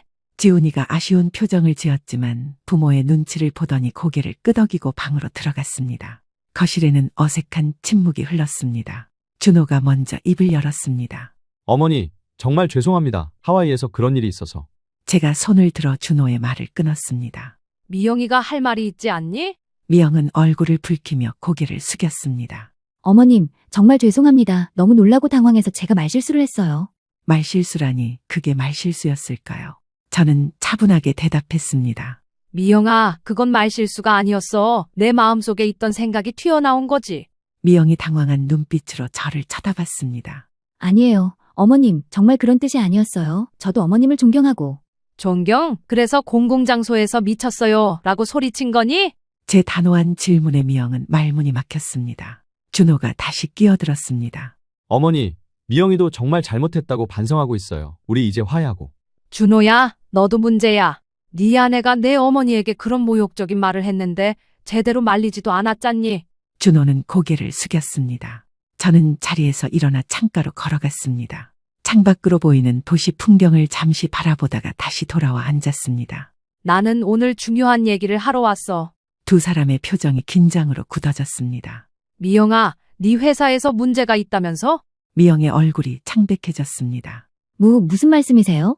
글로벌 마케팅 그룹에서 예산 집행 문제로 조사 중이라던데. 미영은 손을 떨면서 물 한 잔을 들이켰습니다. 어떻게 그걸? 저는 미소를 지었습니다. 교직 생활을 하다 보니 여기저기 알고 지내는 사람들이 많아.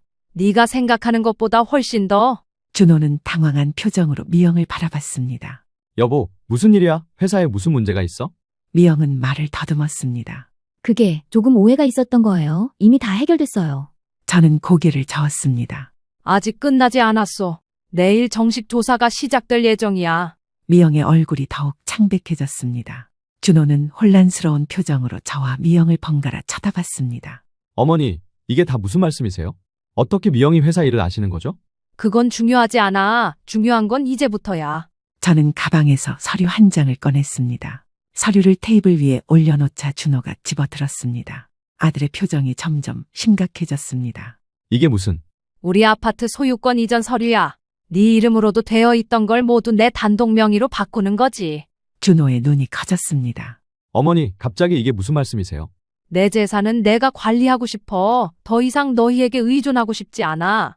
미영이 끼어들었습니다. 어머님, 저희가 어머님 재산을 바라본 적이 없어요. 오해하지 마세요. 저는 차분하게 미영을 바라봤습니다. 나를 미친 사람 취급했던 네가 할 말은 아닌 것 같구나. 미영은 말문이 막혔습니다. 준호가 다시 서류를 내려놓으며 말했습니다. 어머니, 정말 이렇게 하실 건가요? 우리 가족인데.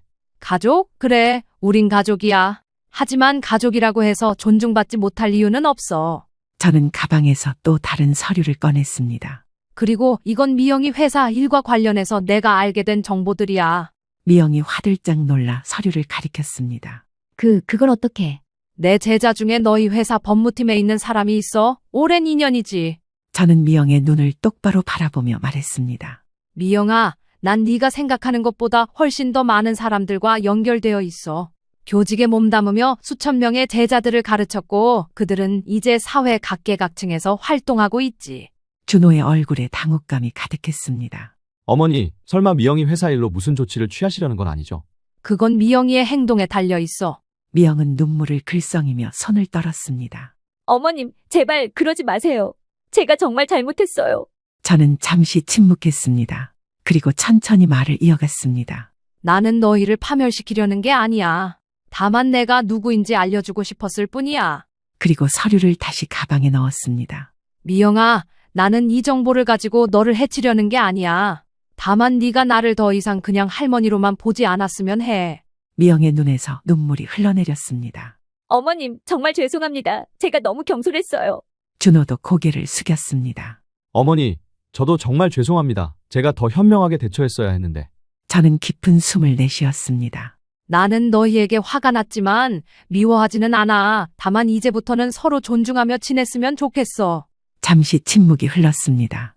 그때 지훈이가 방에서 나왔습니다. 할머니, 얘기 다 끝났어요? 지훈이의 순수한 목소리에 방 안의 긴장이 조금 풀어졌습니다. 응, 거의 다 끝났어. 지훈이가 제게 달려와 안겼습니다. 할머니, 우리 집에서 자고 가요. 제가 보고 싶었어요. 저는 손자의 머리를 쓰다듬었습니다. 오늘은 안 되겠다. 할머니가 내일 중요한 약속이 있어. 지훈이가 실망한 표정을 지었습니다. 미영이 지훈이에게 다가왔습니다. 지훈아, 이제 할머니께 뭐라고 해야 할까? 할머니, 다음에 꼭 놀러 와주세요. 사랑해요. 그 말에 제 마음이 따뜻해졌습니다. 하지만 아직 해결해야 할 일이 남아 있었습니다. 저녁이 되어가는 시간, 제가 일어나려고 하자 미영이 다급히 말했습니다.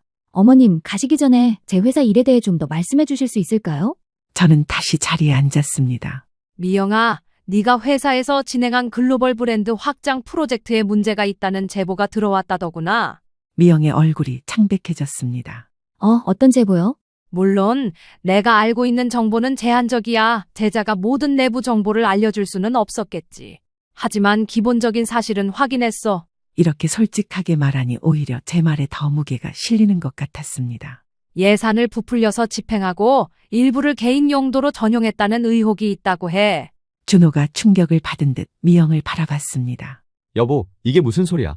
미영은 손을 떨며 말했습니다. 그건 오해예요. 제가 개인적으로 쓴 게 아니라 회사 접대비로. 접대비? 스파와 명품 쇼핑이 접대비였니?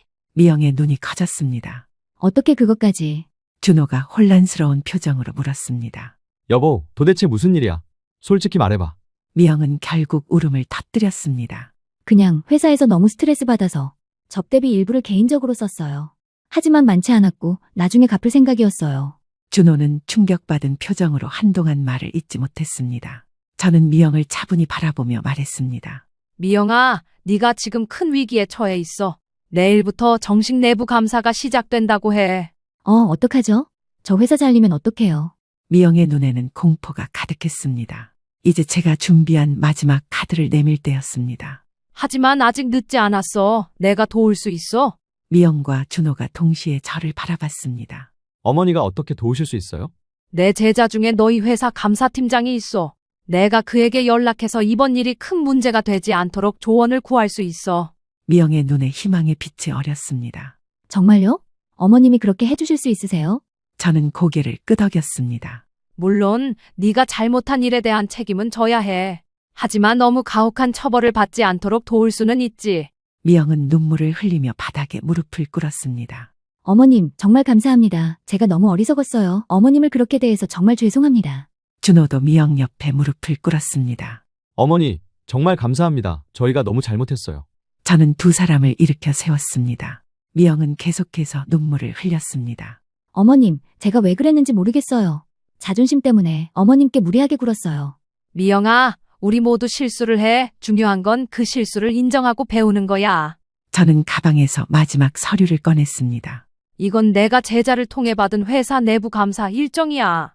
내일 오전 10시에 너를 첫 번째로 조사할 예정이래. 미영은 서류를 받아들며 떨리는 목소리로 말했습니다. 어떻게 준비해야 할까요?